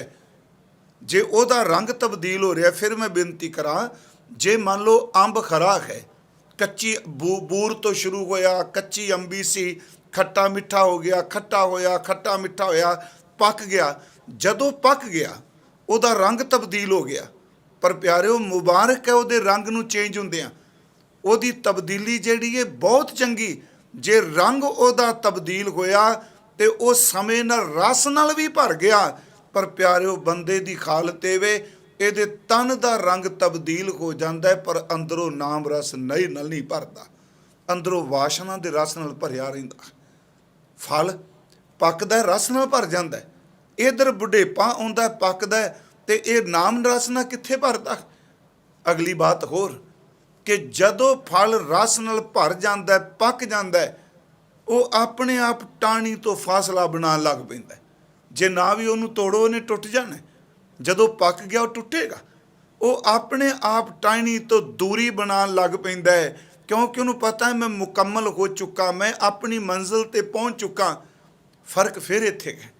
ਮੈਂ ਤਾਂ ਬੇਨਤੀ ਕੀਤੀ ਕਿ ਉਹ ਭਰਦਾ ਰਸ ਨਾਲ ਤੇ ਰੰਗ ਤਬਦੀਲ ਹੋਇਆ ਪ੍ਰਵਾਨ ਹੈ, ਸਵੀਕਾਰ ਹੈ, ਕਿਉਂਕਿ ਜੇ ਰੰਗ ਚੇਂਜ ਹੋਇਆ ਅੰਦਰ ਵੀ ਰਸ ਨਾਲ ਭਰ ਗਿਆ ਫਲ। ਪਰ ਇੱਥੇ ਕੀ ਹੈ ਕਿ ਰੰਗ ਬਾਹਰ ਦਾ ਚੇਂਜ ਹੋ ਜਾਂਦਾ, ਅੰਦਰ ਵਾਲਾ ਮਨਵਾ ਰਸ ਨਾਲ ਨਹੀਂ ਭਰਦਾ। ਜਿਹਨੂੰ ਗੁਰੂ ਨੇ ਕਿਹਾ ਕਹੋ ਨਾਨਕ ਇਹ ਬਿਦ ਭਈ ਤਉ ਨਾ ਹਰ ਅਸਲੀਨ। ਰੰਗ ਚੇਂਜ ਹੋ ਗਿਆ ਪਰ ਅੰਦਰੋਂ ਰਸ ਨਾਲ ਨਹੀਂ ਭਰਿਆ। ਜਦੋਂ ਫਲ ਪੱਕਦਾ ਉਹ ਆਪਣੇ ਆਪ ਟਾਹਣੀ ਤੋਂ ਦੂਰੀ ਬਣਾਉਣ ਲੱਗ ਪੈਂਦਾ ਹੈ। ਇੱਥੇ ਕੀ ਕਰੀਏ, ਜਦੋਂ ਸਰੀਰ ਦਾ ਫਲ ਪੱਕਦਾ ਬਾਹਰ ਮੁਖੀ, ਮੈਂ ਰਸ ਵਾਲੀ ਗੱਲ ਨਹੀਂ ਕਰ ਰਿਹਾ, ਬਾਹਰ ਮੁਖੀ ਪੱਕਦਾ, ਇਹਦੇ ਕੇਸ, ਇਹਦਾ ਸਰੀਰ ਪੱਕਣ ਵਾਲੇ ਪਾਸੇ ਜਾਂਦਾ ਹੈ। ਪਿਆਰਿਓ ਫਲ ਪੱਕਦਾ ਤੇ ਉਸ ਟਾਹਣੀ ਤੋਂ ਦੂਰੀ ਬਣਾਉਂਦਾ ਹੈ। ਇੱਧਰ ਜਿਉਂ-ਜਿਉਂ ਬੰਦਾ ਪੱਕਦਾ ਤੇ ਤਿਉਂ-ਤਿਉਂ ਮੋਹ ਦੀਆਂ ਤੰਦਾਂ ਵਿੱਚ ਹੋਰ ਫਸਦਾ ਹੈ। ਇਹ ਆਪਣੇ ਆਪ ਛੱਡਣ ਨੂੰ ਤਿਆਰ ਨਹੀਂ ਹੁੰਦਾ, ਇਹਦਾ ਚਿੱਤ ਨਹੀਂ ਕਰਦਾ ਅੱਗੇ ਜਾਣ ਨੂੰ। ਇਸੇ ਕਰਕੇ ਬਾਬਾ ਸਾਹਿਬ ਨੇ ਕਿਹਾ ਅੱਖੀ ਦੇਖ ਪਤੀਣੀਆਂ, ਸੁਣ ਸੁਣ ਰੀਣੇ ਕੰਨ, ਸ਼ਾਖ ਪਕੰਦੀ ਆਈਆ, ਹੋਰ ਕਰੇਂਦੀ ਵੰਨ। ਉੱਥੇ ਇੱਕ ਹੋਰ ਉਹਨਾਂ ਦਾ ਬਚਨ ਨੇ, ਦੇਖ ਫਰੀਦਾ ਜੇ ਥੀਆ, ਸ਼ੱਕਰ ਹੋਈ ਵਿਸ਼। ਵੇਖੋ ਫਰੀਦ, ਆਹ ਦਿਨ ਕੈਸੇ ਆ ਗਏ। ਜਿਹੜਾ ਮਿੱਠਾ ਅੱਜ ਦਾ ਸਵਾਦੀ ਸੀ, ਅੱਜ ਉਹ ਜ਼ਹਿਰ ਬਣ ਗਿਆ। ਇਹ ਉਹ ਮਿੱਠਾ ਹੁਣ ਪਚ ਨਹੀਂ ਰਿਹਾ। ਇਹਦਾ ਮਤਲਬ ਜਿਹੜੀ ਖੁਰਾਕ ਅੱਜ ਦੀ ਮਿਠਾਸ ਸੀ, ਭੋਗੇ ਸਨ, ਉਹ ਜ਼ਹਿਰ ਬਣ ਗਏ। ਕੱਲਾ ਮੈਂ ਸ਼ੱਕਰ ਦੇ ਅਰਥ ਨਹੀਂ ਕਰਾਂਗਾ ਵੀ ਉਹਨੂੰ ਬੰਦੇ ਨੂੰ ਸ਼ੂਗਰ ਹੋ ਗਈ, ਸ਼ੂਗਰ ਕਰਕੇ ਹੁਣ ਉਹਦੀ ਵਿਸ਼ ਬਣ ਗਈ। ਇੱਥੇ ਸ਼ੱਕਰ ਦੇ ਅਰਥ ਕਰਾਂਗੇ ਕਿ ਜਿੰਨੇ ਵੀ ਇਹਨੇ ਕਾਮੁਕ ਬਿਰਤੀ ਕਹੋ, ਜਿੰਨੀ ਤਰ੍ਹਾਂ ਦੀ ਵਾਸ਼ਨਾ ਇਹਨੇ ਮਾਣੀ ਸੀ ਨਾ ਪਿਆਰਿਓ, ਉਹ ਸਾਰੇ ਤੇ ਸਾਰਾ ਜਿਹੜਾ ਮਿੱਠਾ ਸੀ ਅੱਜ ਉਹ ਜ਼ਹਿਰ ਬਣ ਗਿਆ। ਭੋਗੇ ਕੋਈ ਭੋਗ ਇਸ ਬੰਦੇ ਨੂੰ ਅੱਜ ਤੰਗ ਪੈ ਕਰਦੇ ਆ। ਬਾਬਾ ਸਾਹਿਬ ਨੇ ਕਿਹਾ ਦੇਖ ਫਰੀਦਾ ਜੇ ਥੀਆ, ਸ਼ੱਕਰ ਹੋਈ ਵਿਸ਼। ਅੱਜ ਮਿੱਠਾ ਜ਼ਹਿਰ ਬਣ ਗਿਆ। ਮਿੱਠਾ ਕਰਕੇ ਖਾਇਆ, ਕੌੜਾ ਉਪਜਿਆ ਸਾਧ। ਉਹ ਜਿਹੜਾ ਵਾਸ਼ਨਾ ਦਾ ਰਸ ਸੀ, ਅੱਜ ਬੰਦਾ ਜਿਹੜਾ ਉਹ 'ਚ ਫਸ ਗਿਆ, ਜ਼ਹਿਰ ਤਾਂ ਬਣ ਗਿਆ। ਉਹਦਾ ਵੀ ਕਾਰਨ ਸਰੀਰ ਦੇ ਇੰਦਰੇ ਕੰਮ ਨਹੀਂ ਦੇ ਰਹੇ, ਸਰੀਰ ਨਹੀਂ ਕੰਮ ਦੇ ਰਿਹਾ, ਪਰ ਮੰਜੇ ਤੇ ਪਿਆ ਹੋਇਆ ਉਸ ਭੋਗੇ ਹੋਏ ਨੂੰ ਯਾਦ ਕਰੀ ਜਾ ਰਿਹਾ। ਮੈਂ ਤਾਂ ਬੇਨਤੀ ਕੀਤੀ, ਸਰੀਰ ਅੱਗੇ ਜਾਂਦਾ ਪਿਆ ਤੇ ਮਨ ਜਿਹੜਾ ਉਹ ਫਿਰ ਪਿਛਾਂ ਜਾਂਦਾ ਹੈ ਤੇ ਜਾਂਦਾ ਉਸ ਪਾਸੇ ਵੀ ਜਿਹੜੇ ਰਸ ਮਾਣੇ ਹੋਏ ਨੇ, ਜਿਹੜਾ ਇਹਨੇ ਸੰਸਾਰਿਕ ਤੌਰ ਤੇ ਮਾਣਿਆ ਹੈ ਰਸ। ਬਾਬਾ ਸਾਹਿਬ ਨੇ ਕਿਹਾ ਵੇਖ ਦੇਖ ਫਰੀਦਾ ਜੇ ਥੀਆ, ਸ਼ੱਕਰ ਹੋਈ ਵਿਸ਼। ਸਾਈਂ ਬਾਜੋ ਆਪਣੇ ਵੇਦਨ ਕਹੀਏ ਕਿਸ ਕੋਲ ਅੰਦਰ ਦੀ ਵੇਦਨਾ ਸਾਂਝੀ ਕਰਾਂ ਆਪਣੇ ਸਾਈਂ ਤੋਂ ਬਿਨਾ, ਆਪਣੇ ਮਾਲਕ ਤੋਂ ਬਿਨਾ। ਉਹਨਾਂ ਦਾ ਇੱਕ ਬਚਨ ਹੋਰ ਕਹਿ ਕੇ ਮੈਂ ਤਾਂ ਬੇਨਤੀ ਕੀਤੀ, ਅੱਗੇ ਅਰਜ਼ ਕਰਾਂਗਾ। ਸਿਰ ਕੰਪਿਓ ਪੱਗ ਡਗਮਗੇ, ਨੈਣ ਜੋਤ ਤੇ ਕੀਨ। ਆਹ ਹਵਾਲਤ ਬਣ ਗਈ ਤੇ ਇਹ ਬਣਨੀ ਹੈ, ਇਹ ਸਭ ਨਾਲ ਬਣੇਗੀ ਜਿਉਂ-ਜਿਉਂ ਬੁਢੇਪਾ ਆਉਂਦਾ ਇਨਸਾਨ ਤੇ। ਹਜ਼ੂਰ ਦਾ ਇੱਕ ਬਚਨ ਹੋਰ ਹੈ, ਕਹਿਣ ਲੱਗੇ ਬੁੱਢਾ ਹੋਵਾ ਸ਼ੇਖ ਫਰੀਦ, ਸਿਰ ਕੰਪਿਓ। ਮੈਂ ਕਈ ਵਾਰੀ ਜਦੋਂ ਉਹਨਾਂ ਦੀ ਰਚਨਾ ਪੜ੍ਹਨਾ, 4 ਸ਼ਬਦ ਪੜ੍ਹਨਾ, ਉਹਨਾਂ ਦੇ ਸ਼ਲੋਕ ਪੜ੍ਹਨਾ, ਮੈਂ ਕਹਿੰਦਾ ਜਿਸ ਬੰਦੇ ਦਾ ਅੰਦਰ ਦਰੁਸਤ ਨਹੀਂ ਨਾ, ਛੇਤੀ ਮੰਨਦਾ ਨਹੀਂ ਨਾ, ਦੁਨੀਆ ਦੀਆਂ ਰੰਗ ਰਲੀਆਂ ਵਿੱਚ ਪ੍ਰਵਿਰਤ ਹੈ। ਉਂਝ ਤਾਂ ਸਾਰੀ ਬਾਣੀ ਮਿਸ਼ਰੀ ਦਾ ਪਹਾੜ ਹੈ। ਜਿੱਥੋਂ ਵੀ ਆਪਾਂ ਚੱਖਾਂਗੇ ਨਾ ਉਹਦੇ ਵਿੱਚ ਮਿਠਾਸ ਹੀ ਮਿਠਾਸ ਹੈ, ਪਰ ਬੰਦੇ ਦੀ ਜਿਗਿਆਸਾ ਹੋਵੇ। ਪਰ ਖਾਸ ਕਰਕੇ ਜਿਹੜਾ ਮਨ ਨਹੀਂ ਨਾ ਮੰਨਦਾ ਪਿਆ, ਇਹਨੂੰ ਝੰਜੋੜਾ ਦੇਣ ਦੇ ਲਈ ਇੱਕ ਗੁਰੂ ਤੇਗ ਬਹਾਦਰ ਸਾਹਿਬ ਦੇ ਸ਼ਲੋਕ ਤੇ ਦੂਜੇ ਬਾਬੇ ਫਰੀਦ ਦੇ ਸ਼ਲੋਕ, ਸ਼ੇਖ ਬਾਬਾ ਫਰੀਦ ਸਾਹਿਬ ਦੇ ਸ਼ਲੋਕ। ਇਹ ਕਿਤੇ ਦੋ ਰਚਨਾਵਾਂ, ਜਿਵੇਂ ਆਪਾਂ ਸਹਿਜ ਪਾਠ ਕਰਨੇ ਆ ਜਾਂ ਰੋਜ਼ ਬਾਣੀ ਪੜ੍ਹਨੇ ਆ, ਜਦੋਂ ਕਿਤੇ ਮਨ ਅਵੈੜਾ ਤੰਗ ਕਰਦਾ ਹੋਵੇ ਉਦੋਂ ਇਹਨਾਂ ਸ਼ਲੋਕਾਂ ਦਾ ਪਾਠ ਕਰੇ, ਇਹਨੂੰ ਸਮਝ ਪੈ ਜਾਏਗੀ, ਇਹਨੂੰ ਥੋੜ੍ਹਾ ਜਿਹਾ ਅੰਦਰੋਂ ਪਤਾ ਲੱਗ ਜਾਏ ਵੀ ਮਨਾ ਤੂੰ ਕਰ ਕੀ ਰਿਹਾ ਤੇ ਤੇਰੇ ਨਾਲ ਹੋਣਾ ਕੀ ਹੈ। ਬਾਬਾ ਸਾਹਿਬ ਦਾ ਮੈਂ ਬਚਨ ਇਸ ਕਰਕੇ ਲਿਆ, ਉਹ ਕਹਿੰਦੇ ਨੇ ਬੁੱਢਾ ਹੋਵਾ ਸ਼ੇਖ ਫਰੀਦ ਕੰਬਣ ਲੱਗੀ ਦੇ। ਅੱਜ ਸਰੀਰ ਜਿਹੜਾ ਉਹ ਕੰਬਦਾ ਪਿਆ, ਸਿਰ ਕੰਬ ਪਿਓ ਪੱਗ ਡਗਮਗੇ। ਬੁੱਢਾ ਹੋਵਾ ਸ਼ੇਖ ਫਰੀਦ ਕੰਬਣ ਲੱਗੀ ਦੇ, ਜੇ 100 ਵਰਿਆਂ ਜੀਵਣਾ, ਜੇ ਤੂੰ ਸੈਂਕੜੇ ਸਾਲ ਜਿੰਦਾ ਰਹੇ, 100 ਸਾਲ ਤੋਂ ਉੱਪਰ ਵੀ ਜਿਵੇਂ, ਪੀ ਤਨ ਹੋਸੀ ਖੇ, ਜਿਸ ਸਰੀਰ ਦਾ ਤੂੰ ਮਾਨ ਕਰਨੇ ਫਰੀਦ, ਇਸ ਤਨ ਨੇ ਇੱਕ ਦਿਨ ਮਿੱਟੀ ਦੇ ਵਿੱਚ ਮਿੱਟੀ ਹੋ ਜਾਣਾ ਹੈ। ਮੈਂ ਆਪ ਨੂੰ ਬੇਨਤੀ ਫਿਰ ਕਰ ਲੱਗਾ ਕਿ ਜਿਹੜੇ ਭੋਗ ਭੋਗੇ ਨੇ ਬੰਦੇ ਨੇ, ਉਹ ਭੋਗ ਇਸ ਬੰਦੇ ਦੇ ਅੰਦਰ ਨੂੰ ਟਿਕਣ ਨਹੀਂ ਦਿੰਦੇ। ਉਹ ਤ੍ਰਿਸ਼ਨਾ, ਉਹ ਅੰਦਰ ਦੇ ਫੁਰਨੇ, ਉਹ ਅੰਦਰ ਦੇ ਖਿਆਲਾਤ ਇਨਸਾਨ ਦੇ ਅੰਦਰ ਨੂੰ ਬੁਢੇਪੇ ਵਿੱਚ ਗਏ ਹੋਏ ਵੀ ਉਹ ਸਤਾਈ ਜਾਂਦੇ ਨੇ। ਅਤੇ ਮੇਰਾ ਖਿਆਲ ਨੌਜਵਾਨ ਜੇ ਕੋਈ ਸੁਣੇਗਾ ਉਹਨੂੰ ਨਹੀਂ ਅੱਜ ਸਮਝ ਪੈਣੀ। ਉਹਦਾ ਕਾਰਨ ਹੈ ਕਿਉਂਕਿ ਉਹਦੇ 'ਤੇ ਅਵਸਥਾ ਆਈ ਨਹੀਂ। ਅਤੇ ਜਿਹੜੇ ਬੰਦੇ ਖਾਸ ਕਰਕੇ ਬਜ਼ੁਰਗ ਨੇ, ਮਹਿਸੂਸ ਨਾ ਕਰਨ, ਉਹ ਸੁਣਦੇ ਹੋਣਗੇ ਅਤੇ ਕਿਤੇ ਨਾ ਕਿਤੇ ਧੁਰ ਅੰਦਰ ਆਪਣੇ ਮਨ ਵਿੱਚ ਜਾਂ ਆਪਣੇ ਅੰਦਰ ਦੀ ਇਸ ਗਿਰਵਾਨ ਵਿੱਚ ਉਹ ਝਾਤੀ ਜ਼ਰੂਰ ਮਾਰਨਗੇ ਕਿ ਜੋ ਗੁਰੂ ਗ੍ਰੰਥ ਸਾਹਿਬ ਕਹਿੰਦਾ ਉਹ ਕੋਈ ਸਾਡੇ ਨਾਲ ਵਾਪਰ ਰਿਹਾ ਹੈ। ਗੁਰੂ ਸਾਹਿਬ ਜੀ ਕਹਿੰਦੇ ਆ ਕਿ ਉਹ ਬੀਤੀਆਂ ਹੋਈਆਂ ਯਾਦਾਂ, ਸਰੀਰ ਢਲ ਗਿਆ ਪਰ ਉਹ ਜਿਹੜੀਆਂ ਯਾਦਾਂ ਨੇ ਜਾਂ ਉਹ ਰਸ ਮਾਣੇ ਨੇ, ਉਹ ਬੰਦੇ ਦੇ ਅੰਦਰ ਨੂੰ ਫਿਰ ਟਿਕਣ ਵੀ ਨਹੀਂ ਦਿੰਦੇ ਪਏ।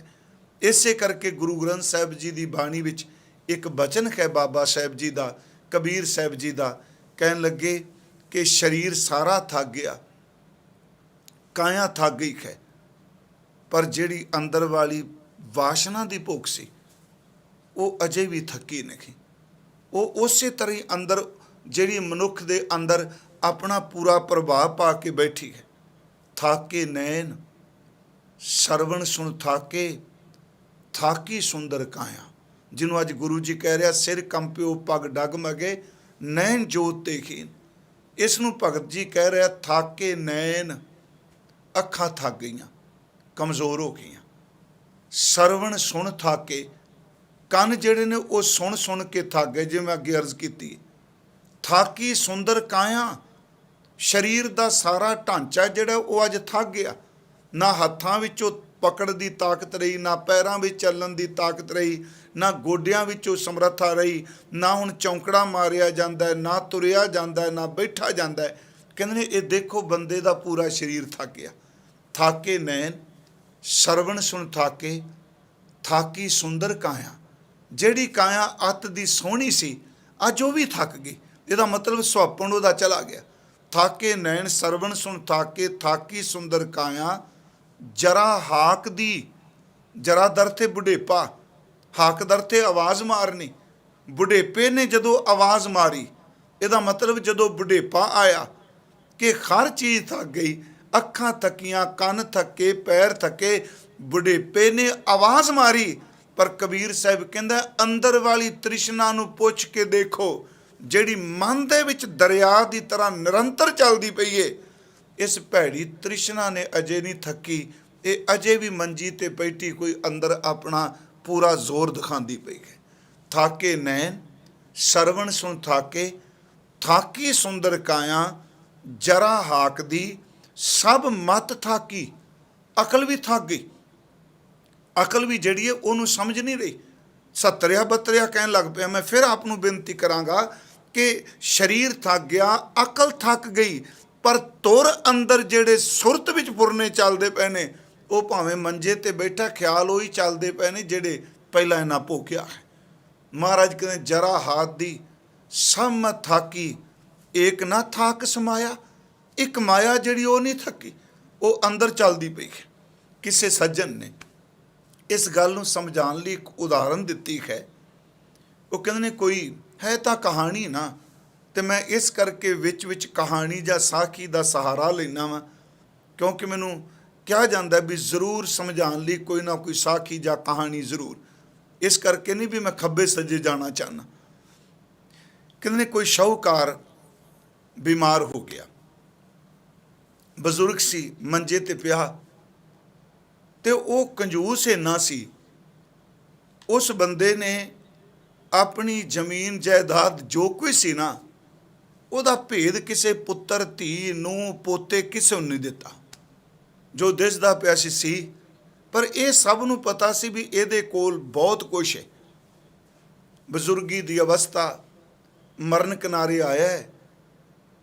ਤੇ ਉਹ ਜਦੋਂ ਥੋੜੀ ਜਿਹੀ ਇੱਕ ਦਿਨ ਹੋਸ਼ ਆਈ, ਉਹਦੇ ਪੁੱਤਰ, ਮੈਂ ਫਿਰ ਬੇਨਤੀ ਕਰਾਂਗਾ ਸਿਰਫ ਇੱਕ ਕਹਾਣੀ ਹੈ ਸਮਝਣ ਲਈ, ਉਹਦੇ ਪੁੱਤਰ, ਉਹਦੀਆਂ ਨੂੰਹਾਂ, ਉਹਦੇ ਪੋਤੇ ਕੋਲ ਖਲੋਤੇ ਸਨ। ਤੇ ਉਹ ਬਜ਼ੁਰਗ ਨੂੰ ਜਦੋਂ ਥੋੜੀ ਜਿਹੀ ਹੋਸ਼ ਆਈ, ਅੱਖਾਂ ਖੋਲੀਆਂ, ਤੇ ਉਹਦਾ ਧਿਆਨ ਸਾਹਮਣੇ ਗਿਆ। ਖੱਬੇ ਸੱਜੇ ਪੁੱਤਰ ਨਹੀਂ ਵੇਖੇ, ਨੂੰਹਾਂ ਨਹੀਂ ਦੇਖੀਆਂ। ਤੇ ਉਹਦੀ ਜ਼ਬਾਨ ਤੋਂ ਇੱਕੋ ਸ਼ਬਦ ਨਿਕਲਿਆ, ਜਿਵੇਂ ਬੰਦਾ ਹੂਕ ਲੈ ਕੇ ਕਹਿੰਦਾ ਭਾ ਜਾ। ਸੁਣਿਓ ਬੇਨਤੀ, ਭਾ ਜਾ। ਉਹ ਭਾ ਸ਼ਬਦ ਕਹੇ ਤੇ ਜਾ ਕਹੇ, ਤੇ ਉਹਦੀ ਆਵਾਜ਼ ਨਾ ਪੂਰੀ ਗਲੇ 'ਚ ਨਿਕਲੇ, ਭਾ ਜਾ। ਸਬਤ ਪਤਾਲ ਕੀ ਬਾਣੀ ਹੋਈ। ਉਹ ਬੱਚੇ ਸੋਚਣ ਲੱਗ ਪਏ ਵੀ ਬਾਬਾ ਜਿਹੜਾ ਨਾ ਕੋਈ ਇਹ ਬਜ਼ੁਰਗ ਸਾਡਾ ਕੋਈ ਨਾ ਕਿਸੇ ਖਜ਼ਾਨੇ ਦੀ ਗੱਲ ਕਰ ਰਿਹਾ, ਪਰ ਵਾਕ ਨਹੀਂ ਪੂਰਾ ਹੁੰਦਾ ਪਿਆ। ਇਹ ਮੁਕੰਮਲ ਤੌਰ ਤੇ ਦੱਸ ਨਹੀਂ ਸਕਦਾ। ਇਹ ਜਦੋਂ ਸ਼ਬਦ ਵਰਦਾ ਪਿਆ ਭਾ ਜਾ, ਇਹ ਕੀ ਕਹਿਣਾ ਚਾਹੁੰਦਾ ਸਾਨੂੰ ਸਮਝ ਨਹੀਂ ਪੈ ਰਹੀ। ਉਹ ਬੜਾ ਰੁਕ ਰੁਕ ਕੇ ਕਹੇ ਭਾ ਜਾ। ਉਹ ਨਾ ਕਿਹਾ ਵੀ ਹੁਣ ਕੁਝ ਨਾ ਕੁਝ ਕਰੋ, ਇਹ ਵਾਕ ਤਾਂ ਪੂਰਾ ਕਰ ਜਾਏ, ਮਰਨ ਤੋਂ ਪਹਿਲਾਂ ਦੱਸ ਤਾਂ ਜਾਏ। ਉਹਨਾਂ ਨੇ ਇੱਕ ਵੈਦ ਬੁਲਾ ਲਿਆ ਜਾਂ ਡਾਕਟਰ ਬੁਲਾਇਆ। ਉਹ ਕਹਿੰਦੇ ਨੇ ਵੀ ਇਹ ਬੋਲਦਾ ਹੈ ਹੌਕਾ ਲੈ ਕੇ, ਭਾ ਜਾ ਕਹਿੰਦਾ, ਇਹ ਪਤਾ ਨਹੀਂ ਲੱਗਦਾ ਭਾ ਵੱਖਰਾ ਕਹਿੰਦਾ, ਜਾ ਵੱਖਰਾ ਕਹਿੰਦਾ। ਇਹ ਵਾਕ ਪੂਰਾ ਕਰ ਸਕਦਾ ਕਿਤੇ ਬੋਲ ਕੇ? ਉਹਨੇ ਕਿਹਾ ਵੀ ਹਾਂ ਕਰ ਜਾਏਗਾ, ਵੀ ਇਹਨੂੰ ਇੰਜੈਕਸ਼ਨ ਦੇਣਾ ਪੈਣਾ ਜਾਂ ਦਵਾਈ ਦੇਵਾਂਗੇ, ਇੰਨੇ ਪੈਸੇ ਲੱਗਣਗੇ। ਉਹ ਕਹਿੰਦੇ ਚਲੋ ਕੋਈ ਨਹੀਂ, ਪੈਸੇ ਜਿੰਨੇ ਮਰਜ਼ੀ ਲੱਗ ਜਾਣ, ਘੱਟੋ ਘੱਟ ਵਾਕ ਤਾਂ ਪੂਰਾ ਕਰ ਜਾਏ, ਇਹ ਸਮਝ ਤਾਂ ਪੈ ਜਾਏ ਸਾਨੂੰ ਕਹਿਣਾ ਕੀ ਚਾਹੁੰਦਾ, ਤੇ ਸਾਨੂੰ ਪਤਾ ਹੈ ਇਹਦੇ ਵਿੱਚ ਕੁਝ ਨਾ ਕੁਝ ਸਾਨੂੰ ਦੇ ਕੇ ਜਾਏਗਾ। ਕਹਿੰਦੇ ਨੇ ਇਹ ਸਾਰੇ ਖਲੋਤੇ, ਉਹਨੇ ਇੰਜੈਕਸ਼ਨ ਲਾਇਆ, ਉਹਨੂੰ ਸੱਚੀ ਮੁੱਚੀ ਹੋਸ਼ ਆ ਗਈ। ਉਹ ਜਿਹੜਾ ਸ਼ਬਦ ਕਹਿੰਦਾ ਸੀ ਭਾ ਜਾ, ਸਾਰਿਆਂ ਦਾ ਕੰਨ ਮੂੰਹ ਉਧਰ ਸਨ ਵੀ ਹੁਣ ਬਾਬਾ ਬੋਲ ਕੇ ਕੀ ਕਹੇਗਾ। ਉਹ ਥੋੜਾ ਜਿਹਾ ਉੱਪਰ ਉੱਠਿਆ, ਉਹਨੂੰ ਤਾਕਤ ਮਿਲੀ। ਉਹ ਪਤਾ ਕੀ ਕਹਿੰਦਾ, ਭਾ ਜਾ ਦਾ ਮਤਲਬ ਸੀ, ਉਹ ਕਹਿੰਦਾ ਬੇਵਕੂਫੋ, ਮੇਰੇ ਸਾਹਮਣੇ ਖਲੋਤੇ, ਸਾਹਮਣੇ ਬਛੜਾ ਝਾੜੂ ਖਾ ਗਿਆ। ਉਹ ਭਾ ਨੂੰ ਬਛੜਾ ਤੇ ਝਾ ਨੂੰ ਝਾੜੂ ਕਹਿ ਰਿਹਾ ਸੀ। ਉਹ ਸਾਹਮਣੇ ਕਿਤੇ ਗਾਂ ਸੂਈ ਸੀ, ਉਹਦਾ ਬੱਚਾ ਸੀ, ਤੇ ਝਾੜੂ ਪਿਆ ਸੀ। ਉਹ ਝਾੜੂ ਮੂੰਹ 'ਚ ਪਾ ਕੇ ਜਿਵੇਂ ਖਾਈ ਜਾ ਰਿਹਾ, ਤੀਲੇ ਜਿਹੜੇ ਸਨ ਚਬਾ ਰਿਹਾ। ਉਹ ਕਹਿੰਦਾ ਮੇਰੇ ਸਰਾਣੇ ਕੀ ਖਲੋਤੇ ਹੋ, ਇਹਨਾਂ ਨੁਕਸਾਨ ਹੋ ਗਿਆ, ਮੈਂ ਤੁਹਾਨੂੰ ਕਿੰਨੀ ਦੇਰ ਦਾ ਕਹਿ ਰਿਹਾ ਭਾ ਜਾ। ਉਹ ਸਾਹਮਣੇ ਦੇਖੋ ਬਛੜਾ ਝਾੜੂ ਖਾ ਗਿਆ। ਯਾਦ ਰੱਖਿਓ, ਬੰਦਾ ਮਰਦੇ ਸਮੇਂ ਵੀ ਝਾੜੂ ਹੀ ਸਾਂਭਦਾ ਫਿਰਦਾ। ਕਹਾਣੀ ਜਿਸ ਨੇ ਵੀ ਲਿਖੀ, ਗੱਲ ਬੜੀ ਸੋਹਣੀ ਕੀਤੀ। ਮੈਨੂੰ ਇੱਥੇ ਫਿਰ ਇੱਕ ਯਾਦ ਆਇਆ, ਭਾਵਰ ਸਿਮਰਤ ਗ੍ਰੰਥ ਹੈ, ਉਸ ਵਿੱਚ ਉਹਨਾਂ ਨੇ ਇੱਕ ਬਚਨ ਕਿਹਾ ਹੈ, ਜਾਂ ਉਹਨਾਂ ਦਾ ਇੱਕ ਬੜਾ ਸੋਹਣਾ ਸੁਖਨ ਹੈ। ਉਸ ਵਿੱਚ ਇੱਕ ਆਦਮੀ ਆਪਣੇ ਸਰੀਰ ਨਾਲ ਗੱਲਾਂ ਕਰਦਾ। ਮੈਂ ਇਹ ਕਹਿ ਰਿਹਾ, ਸਿਰ ਕੰਪਿਓ, ਪੱਗ ਡਗਮਗੇ, ਜੋਤ ਨੈਣ ਜੋਤ ਤੇ ਹੀ। ਬੰਦਾ ਮੰਜੇ ਤੇ ਪਿਆ ਤੇ ਉਹ ਆਪਣੇ ਆਪ ਨਾਲ ਗੱਲਾਂ ਕਰਦਾ ਹੈ। ਪਹਿਲਾਂ ਤੋਂ ਆਪਣੇ ਸਰੀਰ ਨੂੰ ਦੇਖਦਾ। ਇਹ ਨੈਗੇਟਿਵ ਨਾਲ ਜਾਇਓ, ਢੈਂਦੀ ਕਲਾਂ ਨਾਲ ਜਾਇਓ। ਮੈਂ ਅੱਗੇ ਬੇਨਤੀ ਵੀ ਕਰਾਂਗਾ, ਡਿੱਗਦਿਆਂ ਫਿਰ ਬਾਣੀ ਸਾਨੂੰ ਚੁੱਕੇਗੀ, ਪਰ ਇੱਕ ਪੱਖ ਤਾਂ ਰੱਖਣਾ ਪਏਗਾ ਨਾ ਵੀ ਜਿਹੜਾ ਸਬਜੈਕਟ ਚੱਲਦਾ ਹੈ। ਮੈਂ ਇਸ ਕਰਕੇ ਕਹਿਣਾ ਵੀ ਯਤਨ ਮੈਂ ਜ਼ਿੰਦਗੀ 'ਚ ਇਹ ਕੀਤਾ ਹੈ ਵੀ ਜੋ ਗੁਰੂ ਕਹਿੰਦਾ ਹੈ, ਆਪਣੀ ਮੱਤ ਨੂੰ ਰਲਾ ਕੇ ਮੱਤ ਗੱਲ ਕਰੀਏ। ਜੋ ਗੁਰੂ ਸ਼ਬਦ ਕਹਿੰਦਾ ਉਹਨੂੰ ਆਪਣੀ ਮੱਤ ਵਿੱਚ ਵਸਾਉਣ ਦਾ ਯਤਨ ਕਰੀਏ। ਇਸ ਕਰਕੇ ਮੈਂ ਸਬਜੈਕਟ ਤੋਂ ਨਿਕਲਣ ਦਾ ਯਤਨ ਨਹੀਂ ਕਰਦਾ। ਉਹ ਮੰਜੇ ਤੇ ਪਿਆ, ਆਪਣੇ ਤਨ ਨੂੰ ਪੁੱਛਦਾ। ਉਹ ਤਨ ਦੇ ਜਿਹੜੇ ਸਰੀਰ ਦੇ ਇੰਦਰੀ ਨੇ ਉਹਨਾਂ ਨੂੰ ਯਾਦ ਕਰਦਾ ਹੈ, ਤੇ ਫਿਰ ਨਾਲ ਸੋਚ ਕੇ ਕਹਿੰਦਾ ਹੈ, ਖਿਆਲ ਨੇ ਜੀ, ਕਹਾਣੀ ਨਹੀਂ ਹੈ। ਭਾਵਰ ਸਿਮਰਤ ਗ੍ਰੰਥ ਦਾ ਕਰਤਾ ਕਹਿੰਦਾ ਹੈ ਕਿ ਸਰੀਰ ਨੂੰ ਪੁੱਛਦਾ ਹੈ, ਹੱਥ ਵੇਖਦਾ ਹੈ, ਪੈਰ ਵੇਖਦਾ ਹੈ ਬੈਠਾ ਹੋਇਆ, ਤੇ ਨਾਲ ਫੁਰਨੇ ਬਣਾਉਂਦਾ ਵੀ ਇਹਨਾਂ ਹੱਥਾਂ 'ਚ ਕਿੰਨੀ ਤਾਕਤ ਸੀ, ਇਹਨਾਂ ਗੋਡਿਆਂ 'ਚ, ਇਹਨਾਂ ਪੈਰਾਂ 'ਚ ਕਿੰਨੀ ਤਾਕਤ। ਇਹ ਇਕੱਲਾ ਉਹਨੇ ਨਹੀਂ ਕਿਹਾ, ਬਾਬਾ ਸਾਹਿਬ ਨੇ ਦੋ ਥਾਵਾਂ ਤੇ ਕਿਹਾ, ਫਰੀਦ ਨੇ। ਉਹ ਕਹਿੰਦੇ ਚੱਬਣ ਚਲਨ ਰਤਨ ਸੇ ਸੁਨੀਅਰ ਬਹਿ ਗਏ। ਇਹ ਪਿਛਲੇ ਦਿਨੀ ਮਰਜ਼ ਕੀਤੀ ਸੀ। ਚੱਬਣ ਦੰਦ ਨਿਕਲ ਗਏ, ਪੈਰਾਂ ਵਾਲੀ ਜਿਹੜੇ ਚੱਲਣ ਦੀ ਤਾਕਤ ਸੀ, ਉਹ ਤਾਕਤ ਮੁੱਕ ਗਈ। ਰਤਨਾ ਵਰਗੇ ਚਮਕਦੇ ਹੋਏ ਅੱਖਾਂ ਦੀ ਜੋਤ ਚਲੀ ਗਈ, ਤੇ ਸੁਣਨ ਵਾਲੇ ਕੰਨ ਜਿਹੜੇ ਉਹ ਵੀ ਬਹਿ ਗਏ, ਖਤਮ ਹੋ ਗਏ। ਚੱਬਣ ਚਲਨ ਰਤਨ ਸੇ ਸੁਨੀਅਰ ਬਹਿ ਗਏ, ਖੇੜੇ ਮੁੱਤੀ ਢਾਹ ਸੇ ਜਾਨੀ ਚੱਲ ਗਏ। ਸਰੀਰ ਨੇ ਢਾਹ ਮਾਰੀ ਵੀ ਮੇਰੇ ਮਿੱਤਰ, ਮੇਰੇ ਜਿਹੜੇ ਸੱਜਣ ਸਨ, ਉਹ ਛੱਡ ਕੇ ਚਲੇ ਗਏ। ਉਹ ਸੱਜਣ ਇਹ ਕਹਿ ਰਿਹਾ ਹੈ, ਆਪਣੇ ਤਨ ਨੂੰ ਪੁੱਛਦਾ ਵੀ ਸਾਰਾ ਤਾਕਤ ਕਿੱਥੇ ਚਲੀ ਗਈ, ਕੋਈ ਸਮਝ ਨਹੀਂ ਪੈ ਰਹੀ। ਇਸੇ ਕਰਕੇ ਇੱਕ ਵਿਦਵਾਨ ਨੇ ਕਿਹਾ ਸੀ ਕਿ ਨੌਜਵਾਨ ਤੁਰੇ ਜਾਂਦੇ ਸਨ ਤੇ ਬਜ਼ੁਰਗ ਇੱਕ ਮਿੱਟੀ ਲੱਭਦਾ, ਮਿੱਟੀ ਫਰੋਲਦਾ ਪਿਆ ਸੀ। ਤੋ ਟੀਚਰ ਕਰਦੇ ਲੰਘੇ, ਕਹਿੰਦੇ ਬਾਬਾ ਕੀ ਲੱਭਣਾ ਪਿਆ? ਸੁਣਾਉਂਦੇ ਨੇ ਆਮ ਤੌਰ ਤੇ। ਉਹ ਕਹਿੰਦਾ ਪੁੱਤਰੋ ਉਹ ਕੁਝ ਲੱਭਣਾ ਕਿ ਜਿਹੜਾ ਕੋਲ ਤੁਹਾਡੇ ਕੋਲ ਆ ਜੇ। ਕਹਿੰਦੇ ਸਾਡੇ ਕੋਲ ਕੀ? ਕਹਿੰਦੇ ਆ ਜਿਹੜੀ ਜਵਾਨੀ ਤੁਹਾਡੇ ਕੋਲ ਉਹ ਮੈਂ ਝਾਤੀ ਮਾਰ ਕੇ ਲੱਭਣਾ ਪਿਆ। ਉਹ ਤਨ ਦੇ ਬਲ ਨੂੰ ਲੱਭ ਰਿਹਾ, ਫਿਰ ਆਪਣੇ ਇੱਕ ਅੰਗ ਨੂੰ ਦੇਖਦਾ, ਫਿਰ ਉਹ ਆਪਣੇ ਮਿੱਤਰਾਂ ਨੂੰ ਚੇਤੇ ਕਰਦਾ। ਵੈਸੇ ਇਹ ਨੈਗੇਟਿਵ ਨਹੀਂ ਚਾਹੀਦਾ ਹੈ। ਗੁਰੂ ਗ੍ਰੰਥ ਸਾਹਿਬ ਦੇ ਵਿੱਚ ਉਹਨਾਂ ਨੂੰ ਯਾਦ ਕੀਤਾ ਗਿਆ। ਮੈਂ ਇੱਕ ਦਿਨ ਬੇਨਤੀ ਕੀਤੀ, ਇੱਕ ਬਾਬਾ ਫਰੀਦ ਜੁਦਾ ਭਗਤ ਰਵਿਦਾਸ ਸਾਹਿਬ ਜੀ ਮਹਾਰਾਜ, ਤੀਜੇ ਗੁਰੂ ਨਾਨਕ ਸਾਹਿਬ ਈਵਨ, ਉਹ ਇੱਥੋਂ ਤੱਕ ਗਿਆਨ ਜਾ ਚੁੱਕਿਆਂ ਨੂੰ ਯਾਦ ਕਰਕੇ ਕਹਿੰਦੇ ਨੇ, ਮਣਾ ਤੂੰ ਤੁਰ ਕਦੀ ਤੇਰੇ ਕੋਲ ਬੈਠੇ ਸਨ, ਅੱਜ ਕਿੱਥੇ ਚਲੇ ਗਏ? ਫਰੀਦ ਸਾਹਿਬ ਨੇ ਕਿਹਾ, ਫਰੀਦਾ ਕਿੱਥੇ ਤੈਂਡੇ ਮਾਪਿਆਂ ਜਿੰਨੀ ਤੂੰ ਜਣਿਓ ਹੈ। ਆਖਰ ਪੁੱਛਿਆ ਨਾ ਮਨ ਨੂੰ, ਕਿੱਥੇ ਨੇ ਤੇਰੇ ਮਾਪੇ ਹੋਏ? ਕਿੱਥੇ ਮਾਂ, ਕਿੱਥੇ ਪਿਓ, ਕਿੱਥੇ ਦਾਦਾ, ਕਿੱਥੇ ਦਾਦੀ, ਨਾਨੀ ਨਾਨੇ ਕਿੱਥੇ ਚਲੇ ਗਏ?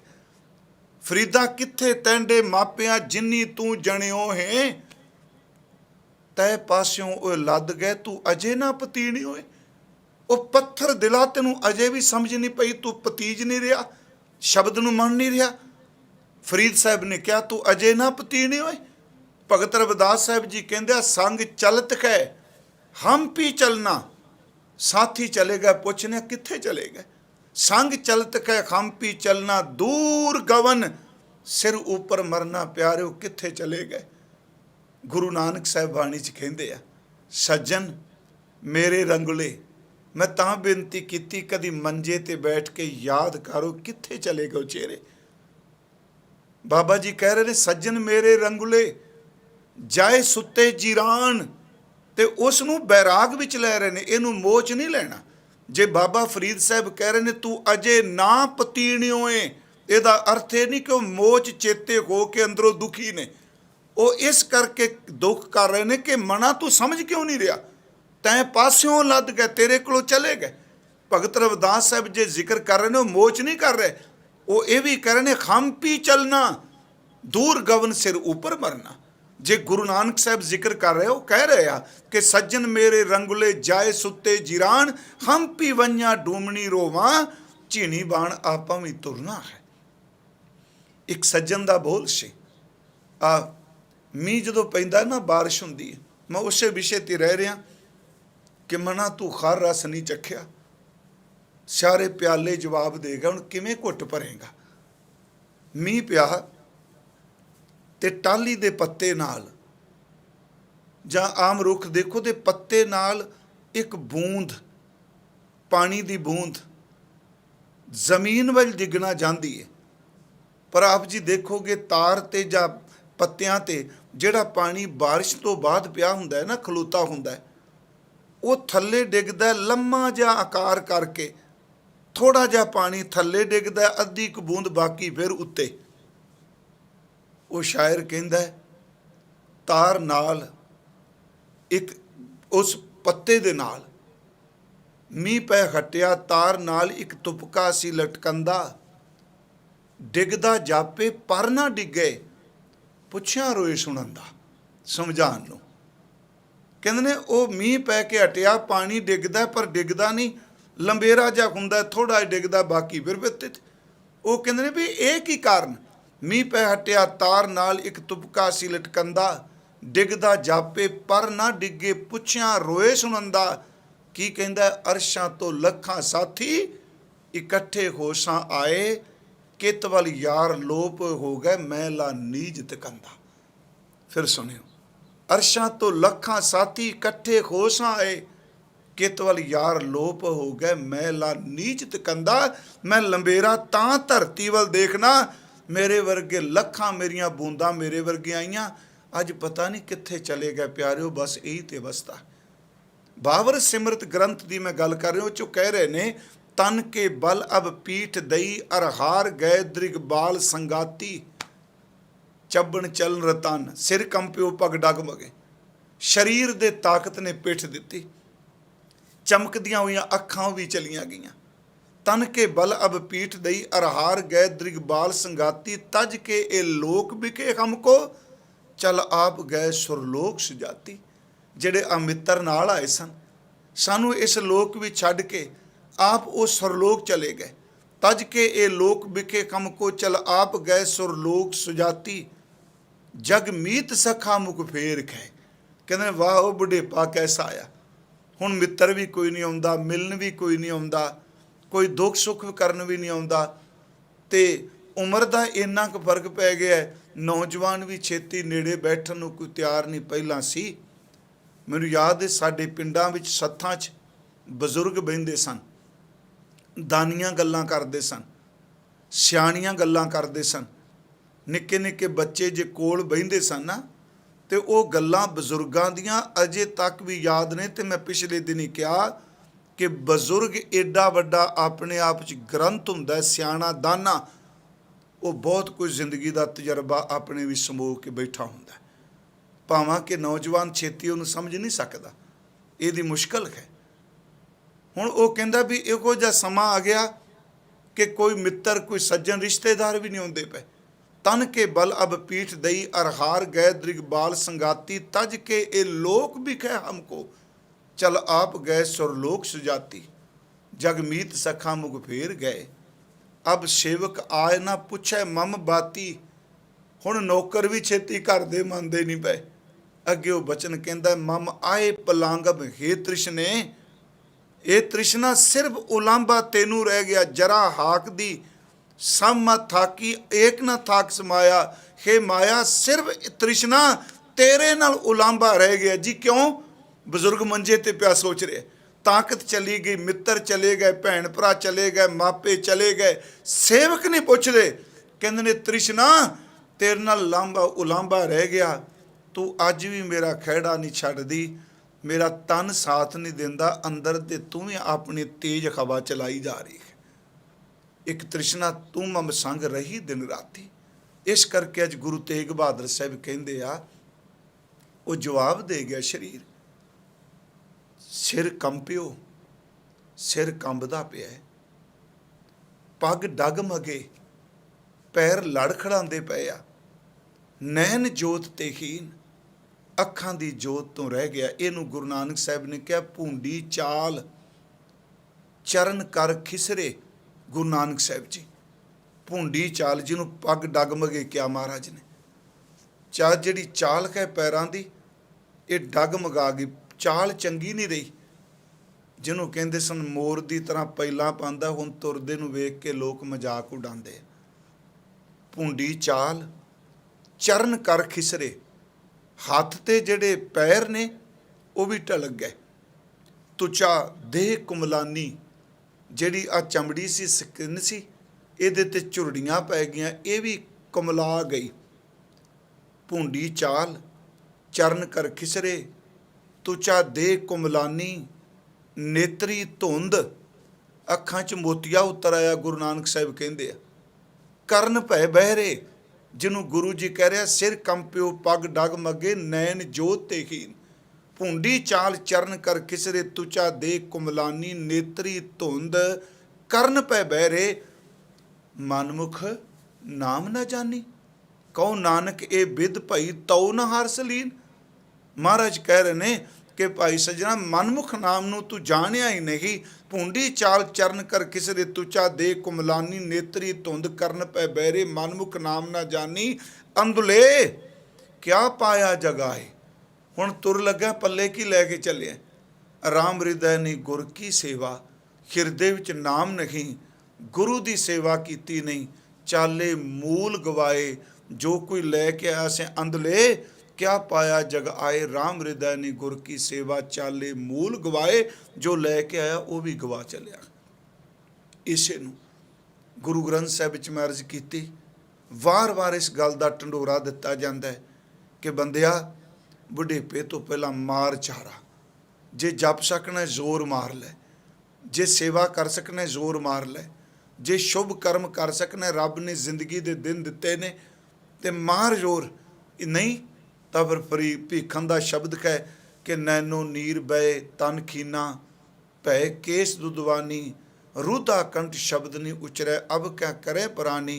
महाराज कहते हुण की करेगा, गले चों आवाज़ नहीं।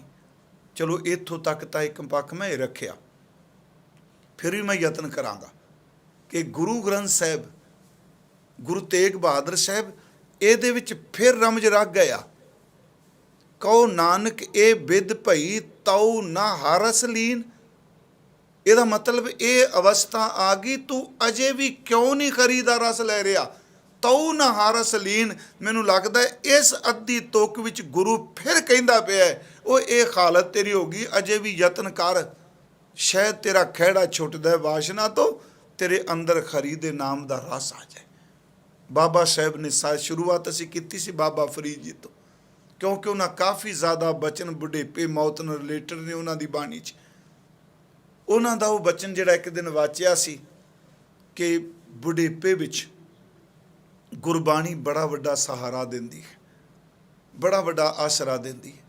ਹੁਣ ਕਈ ਵਾਰੀ ਉਮਰ ਦੇ ਲਿਹਾਜ਼ ਨਾਲ ਨੀਂਦ ਨਹੀਂ ਨਾ ਪੈਂਦੀ, ਬੰਦੇ ਥੋੜ੍ਹੀ ਜਿਹੀ ਨੀਂਦ ਆਉਂਦੀ ਉੱਠ ਪੈਂਦੇ ਆ, ਫਿਰ ਖੱਬੇ ਸੱਜੇ ਜਾਂ ਵੇਖੋ ਟਾਈਮ ਮਿਲਿਆ ਕੋਈ ਰਾਤ ਨੂੰ ਅਖਬਾਰ ਪੜ੍ਹੀ ਜਗ੍ਹਾ। ਮੈਨੂੰ ਯਾਦ ਹੈ ਬਾਬਾ ਸ਼ਾਮ ਸਿੰਘ ਆਟਾ ਮੰਡੀ ਵਾਲੇ, ਜਿਨ੍ਹਾਂ ਨੇ 7 ਦਹਾਕੇ ਦੇ ਕਰੀਬ ਕਿਹਾ ਜਾਂਦਾ ਹੈ ਕਿ ਦੁਪਹਿਰੇ ਦਾ ਕੀਰਤਨ ਕੀਤਾ, ਉਹਨਾਂ ਦਾ ਜੀਵਨ ਲਿਖਿਆ ਹੈ।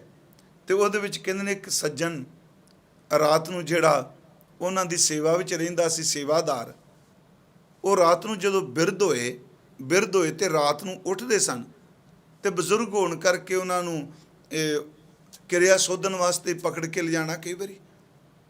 ਤੇ ਉਹ ਜਦੋਂ ਰਾਤ ਨੂੰ ਉੱਠੇ ਤੇ ਕੀ ਦੇਖਿਆ, ਜਿਹੜਾ ਬੰਦਾ ਸੇਵਾ 'ਚ ਹਾਜ਼ਰ ਸੀ ਨਾ, ਉਹ ਰਾਤ ਨੂੰ ਅਖਬਾਰ ਪਿਆ ਪੜ੍ਹੇ ਪੁਰਾਣੀ, ਤੇ ਉੱਠਦਿਆਂ ਸਾਰ ਇੱਕੋ ਸ਼ਬਦ ਕਹਿੰਦੇ ਨੇ, ਕਹਿੰਦੇ ਪੜ੍ਹਵਿਆ ਸ਼ਬਦ ਹੀ ਕਹਿੰਦੇ ਨੇ ਆਹ ਵੇਲਾ ਕਿਹੜਾ ਹੈ, ਅੰਦਰ ਤਾਂ ਅੰਦੇ ਬੰਦੇ ਦਾ ਅੱਗੇ ਨਹੀਂ ਟਿਕਦਾ, ਤੇ ਜਿਹੜੇ ਵੇਲੇ ਰੱਬ ਦਾ ਨਾਮ ਜਪਣਾ ਤੂੰ ਉਸ ਵੇਲੇ ਕੀ ਕਰਨਾ ਪਿਆ ਹੈ, ਇਹ ਕਿਉਂ ਆਪਣੀ ਤਬਾਹੀ ਕਰ ਰਿਹਾ ਹੈ।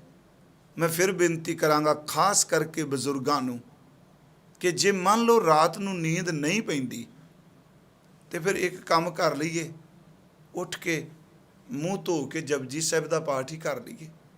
ਜੇ ਮੰਜੇ ਤੇ ਬੈਠਿਆਂ ਵਾਹਿਗੁਰੂ ਵਾਹਿਗੁਰੂ ਜਪ ਲਈਏ, ਘੱਟੋ ਘੱਟ ਉਹ ਸਮਾਂ ਸਾਡਾ ਸਫਲ ਹੋ ਜਾਏ। ਨਹੀਂ ਜੀ, ਜੇ ਨੀਂਦ ਨਹੀਂ ਆਉਂਦੀ ਫਿਰ TV ਲਾ ਲਿਆ, ਫਿਲਮ ਵੇਖੀ ਗਏ, ਜਾਂ ਕੋਈ ਹੋਰ ਖੱਬੇ ਸੱਜੇ ਹੋਰ ਕੁਝ ਪੜ੍ਹੀ ਗਏ। ਮੈਂ ਜਿਹੜੇ ਅਧਿਆਤਮਕਤਾ ਨੂੰ ਕਮਾਉਣੇ ਚਾਹੁੰਦੇ ਨੇ, ਮੈਂ ਬੇਨਤੀ ਕਰਾਂਗਾ ਜੇ ਨੀਂਦ ਪੈਂਦੀ ਤੇ ਮਨਾ ਫਿਰ ਗੁਰੂ ਨਾਲ ਹੀ ਗੱਲ ਕਰ ਲੈ, ਕਿਉਂ ਤੇ ਇੱਥੇ ਤਾਂ ਪਰਮਾਰਥ ਕਮਾਉਣ ਵਾਲਾ ਬੇਨਤੀ ਕਰਕੇ ਮੰਗਦਾ ਹੈ ਕਿ ਰੱਬ ਜੀ ਸਾਰਿਆਂ ਨੂੰ ਰਾਤਾਂ ਦਿੱਤੀਆਂ, ਇੱਕ ਰਾਤ ਜਾ ਕੇ ਮੈਨੂੰ ਵੀ ਆਪਣਾ ਵਸਲ ਬਖਸ਼ ਦੇ। ਜਿਵੇਂ ਅਸੀਂ ਬਾਣੀ 'ਚ ਇੱਕ ਬਚਨ ਆਉਂਦਾ ਹੈ ਨਾ, ਕਰਮਹੀਨ ਧਨ ਕਰੇ ਬੇਨੰਤੀ ਕਦ ਨਾਨਕ ਆਵੇ ਵਾਰੀ, ਸਭ ਸੁਹਾਗਣ ਮਾਣੈ ਰਲੀਆਂ ਇੱਕ ਦੇਵੋ ਰਾਤ ਮੁਰਾਰੀ। ਜੇ ਸਾਨੂੰ ਮੰਨ ਲਓ ਇਹ ਰਾਤ ਮਿਲ ਜਾਏ, ਮੈਂ ਬੇਨਤੀ ਆਪ ਨੂੰ ਜਿਹੜੀ ਕਰਨ ਲੱਗਾ ਕਿ ਜੇ ਜਵਾਨੀ ਵਿੱਚ ਨਹੀਂ, ਆਹ ਬੁਢੇਪੇ ਵਿੱਚ ਵੀ ਅਜੇ ਵੀ ਦੇਖ ਹੋਏ, ਕਿਉਂਕਿ ਗੁਰਬਾਣੀ ਨਿਰਾਸ਼ਾ 'ਚ ਬਿਲਕੁਲ ਨਹੀਂ ਲਿਜਾਂਦੀ। ਮੈਂ ਪਿਛਲੇ ਦਿਨੀ ਜਦੋਂ ਮੰਜੀ ਸਾਹਿਬ ਕਥਾ ਕੀਤੀ ਤੇ ਪੀਲੂ ਨੇ ਇਹ ਗੱਲ ਕਹੀ ਸੀ, ਜਿਹੜੇ 4 ਭਗਤ ਆਏ, ਅਸਾਂ ਨਾਲੋਂ ਚੰਗੇ ਜੰਮਦਿਆਂ ਮਰ ਗਏ, ਚਿੱਕੜ ਪੈਰ ਨਾ ਬੋੜਿਆ ਡੋਬਿਆ। ਇਹ ਪਾਠ ਭੇਜਦੇ, ਚਿੱਕੜ ਪੈਰ ਨਾ ਡੋਬਿਆ ਨਾ ਆਲੂਦ ਪਏ। ਪੀਲੋ ਕਹਿੰਦਾ ਸਾਡੇ ਨਾਲ ਚੰਗੇ ਜਿਹੜੇ ਜੰਮਦੇ ਮਰ ਗਏ, ਘੱਟੋ ਘੱਟ ਇਸ ਦੁਨੀਆ ਦੇ ਚਿੱਕੜ ਤੇ ਨਾ ਫਸੇ।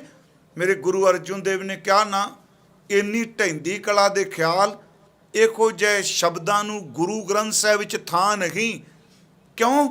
ਮਹਾਰਾਜ ਕਹਿੰਦੇ ਆ ਇੱਥੇ ਤਾਂ ਅੰਤਲੇ ਸਾਹ ਉੱਤੇ ਵੀ ਇੱਕ ਆਸ ਕਰਕੇ ਜਿਗਿਆਸੂ ਬੈਠਾ, ਨਹੀਂ ਮੇਰਾ ਪਰਮੇਸ਼ਵਰ ਅੰਤਲੇ ਸਾਹ ਤੇ ਵੀ ਆ ਕੇ ਬਖਸ਼ਿਸ਼ ਕਰੇਗਾ। ਇਸੇ ਕਰਕੇ ਫਰੀਦ ਨੇ ਕਿਹਾ ਇਹ ਦੋਏ ਨੈਣਾ ਮਤ ਛੂਹੋ ਫਿਰ ਦੇਖਣ ਕੀ ਆਸ, ਅਜੇ ਆਸ ਹੈ ਮੈਨੂੰ। ਮੈਂ ਅਰਜ਼ ਕਰਾਂ ਚਲੋ ਮੰਨ ਲਓ ਇਹ ਅਵਸਥਾ ਆ ਗਈ, ਬੁਢੇਪਾ ਆ ਗਿਆ, ਹਾਲਾਂਕਿ ਇਸ ਅਵਸਥਾ ਵਿੱਚ ਮਨ ਦੀ ਸਫਾਈ ਕਰਨੀ ਬੜੀ ਔਖੀ ਹੈ, ਕਿਉਂਕਿ ਇੰਨੇ ਸਾਲਾਂ ਦਾ ਕੂੜਾ ਕਰਕਟ ਵਿੱਚ ਪਿਆ ਹੈ। ਤੇ ਜਦੋਂ ਬੰਦਾ ਅੱਖਾਂ ਬੰਦ ਕਰਦਾ, ਉਂਝ ਵੈਸੇ ਕਹਿੰਦਾ ਕਿ ਮੈਂ ਉਦਾਹਰਨ ਦਿੱਤੀ, ਕੋਈ ਪੁੱਤਰ ਕੋਈ ਧੀ ਕੋਈ ਨੇੜੇ ਨਹੀਂ ਆ ਰਿਹਾ, ਪਰ ਇਕੱਲਾ ਨਹੀਂ ਜੇ ਰਹਿੰਦਾ। ਜਦੋਂ ਅੱਖਾਂ ਬੰਦ ਕਰਦਾ ਉਹੀ ਭੀੜ ਫਿਰ ਅੰਦਰ ਇਕੱਠੀ ਕਰ ਲੈਂਦਾ ਜਿਹੜੀ ਜਵਾਨੀ 'ਚ ਵੇਖੀ ਸੀ। ਅੰਦਰ ਦੀ ਭੀੜ ਤਾਂ ਮੁਕਦੀ ਕੋਈ ਨਹੀਂ, ਮੰਜੇ ਤੇ ਇਕੱਲਾ ਹੈ ਪਰ ਸੁਰਤ ਕਰਕੇ ਤਾਂ ਭੀੜ ਵਿੱਚ ਹੀ ਹੈ ਨਾ। ਪਰ ਮਹਾਰਾਜ ਕਹਿੰਦੇ ਨੇ ਕੰਮ ਕਰ। ਗੁਰੂ ਜੀ ਕਹਿੰਦੇ ਆ, ਕਾਲੀ ਜਿਨੀ ਨਾ ਰਾਵਿਓ ਫਰੀਦ ਸਾਹਿਬ, ਧੌੜੀ ਰਾਵੇ ਕੋਏ। ਇਸ ਬੇਨਤੀ ਨੂੰ ਫਿਰ ਸੁਣਿਆ। ਮੈਂ ਇਹ ਨਹੀਂ ਕਹਾਂਗਾ ਫਰੀਦ ਸਾਹਿਬ ਨਿਰਾਸ਼ਤਾ ਚ ਲਿਜਾ ਰਹੇ, ਜਿਵੇਂ ਗੁਰੂ ਤੇਗ ਬਹਾਦਰ ਕਹਿ ਰਿਹਾ, ਕਹੋ ਨਾਨਕ ਇਹ ਬਿਦ ਪਈ, ਇਹ ਅਵਸਥਾ ਆ ਗਈ, ਤਉ ਨਾ ਹਾਰਸ ਲੈਣੀ। ਇਹਦਾ ਮਤਲਬ ਤੂੰ ਅਜੇ ਵੀ ਯਤਨ ਕਰ, ਹਾਰਸ ਲੈ ਸਕਣਾ। ਫਰੀਦ ਸਾਹਿਬ ਕਹਿੰਦੇ, ਕਾਲੀ ਜਿਨੇ ਨਾ ਰਾਵਿਓ ਧੌਲੀ ਰਾਵੈ ਕੋਏ। ਜਿਨੇ ਜਵਾਨੀ ਚੇਤੇ ਨਹੀਂ ਕੀਤਾ, ਬੁਢੇਪੇ 'ਚ ਕਿੱਥੇ ਚੇਤੇ ਕਰੂਗਾ। ਪਰ ਨਾਲ ਉਹ ਬਚਨ ਕਰਦਿਆ, ਕਰ ਸਾਈਂ ਸਿਓ ਪਿਰਹੜੀ। ਇਹ ਉਹਨਾਂ ਨੇ ਨਿਰਾਸ਼ਤਾ ਚੋਂ ਕੱਢਿਆ। ਕਹਿੰਦੇ ਕਰ ਸਾਈਂ ਸਿਓ ਪਿਰਹੜੀ, ਰੰਗ ਨਵੇਲਾ ਹੋਏ। ਤੂੰ ਆਪਣੇ ਪਿਆਰੇ ਨਾਲ ਮੁਹੱਬਤ ਕਰੋ। ਪਿਆਰਿਆ, ਅੱਗੇ ਗੁਰੂ ਅਮਰਦਾਸ ਮੁਝਦੇ ਨੇ ਕਿਹਾ ਸੀ, ਕਹਿੰਦੇ ਨੇ ਕਾਲੀ ਧੌਲੀ ਸਾਹਿਬ ਸਦਾ ਹੈ, ਜੇ ਕੋ ਚਿੱਤ ਕਰੇ ਤੂੰ ਆ ਹੀ ਸਮਾਂ ਸਾਂਭ ਹੋਏ। ਕਿਉਂਕਿ ਇੱਕ ਤਜਰਬਾ ਤਾਂ ਹੋ ਚੁੱਕਾ ਜ਼ਿੰਦਗੀ ਦਾ ਵੀ ਕੋਈ ਆਪਣਾ ਨਹੀਂ। ਇਸ ਅਵਸਥਾ 'ਚ ਸਾਰੇ ਛੱਡ ਗਏ, ਈਵਨ ਕਿ ਸਰੀਰ ਵੀ ਸਾਥ ਛੱਡਦਾ ਪਿਆ। ਜਦੋਂ ਇਹ ਤਜਰਬਾ ਹੋ ਚੁੱਕਾ ਹੈ ਵੀ ਕੋਈ ਪਰਿਵਾਰ ਕੋਈ ਸੰਸਾਰ ਨਹੀਂ, ਤੇ ਮਨਾ ਇਸ ਅਵਸਥਾ ਵਿੱਚ ਜਿੰਨੀ ਦੇਰ ਤੱਕ ਇਹ ਘੋੜਾ ਮਿਲਿਆ ਉਨੀ ਦੇਰ ਤੱਕ ਹੁਣ ਰੱਬ ਵਾਲੇ ਪਾਸੇ ਤੁਰ। ਗੁਰੂ ਸਾਹਿਬ ਕਹਿੰਦੇ ਕਾਲੀ ਧੌਲੀ ਸਾਹਿਬ ਸਦਾ ਹੈ, ਜੇ ਕੋ ਚਿੱਤ ਕਰੇ ਆਪਣਾ ਲਾਇਆ ਪਿਰਮ ਨਾ ਲੱਗਈ। ਜੇ ਲੋਚਾਂ ਸਭ ਕੋਏ, ਇਹ ਪਿਰਮ ਪਿਆਲਾ ਖਸਮ ਕਾ ਜੈ ਭਾਵੈ ਤੈਂਦੇ। ਹਜ਼ੂਰ ਕਹਿੰਦੇ ਨੇ ਇਸ ਅਵਸਥਾ 'ਚ ਵੀ ਜਪ। ਅੱਜ ਮੇਰੇ ਮਨ ਸੀ ਕਿ ਉਹ ਪਿਛਲੇ ਦਿਨ ਵੀ ਜਦੋਂ ਬਾਲ ਜਵਾਨੀ ਅਤੇ ਬਿਰਧਪੁਨ ਅਸੀਂ ਬਾਬਾ ਬੁੱਢਾ ਸਾਹਿਬ ਦਾ ਜ਼ਿਕਰ ਕੀਤਾ ਸੀ, ਤੇ ਜਿਸ ਵਕਤ ਬਾਬਾ ਜੀ ਦਾ ਅੰਤਲਾ ਸਮਾਂ ਆਇਆ ਨਾ, ਰਮਦਾਸ ਧੰਨ ਧੰਨ ਬਾਬਾ ਬੁੱਢਾ ਸਾਹਿਬ ਜੀ ਮਹਾਰਾਜ, ਮੈਂ ਧੰਨ ਧੰਨ ਕਿਹਾ, ਇਹ ਨਾ ਸਮਝਿਓ ਕਿ ਗੁਰਸਿੱਖੋ ਇਹ ਗੱਲ ਚੇਤੇ ਰੱਖਿਓ, ਕਿਸੇ ਕਮਾਈ ਵਾਲੇ ਨੂੰ ਇਹ ਗੁਰੂ ਗ੍ਰੰਥ ਸਾਹਿਬ 'ਚ ਹੈ।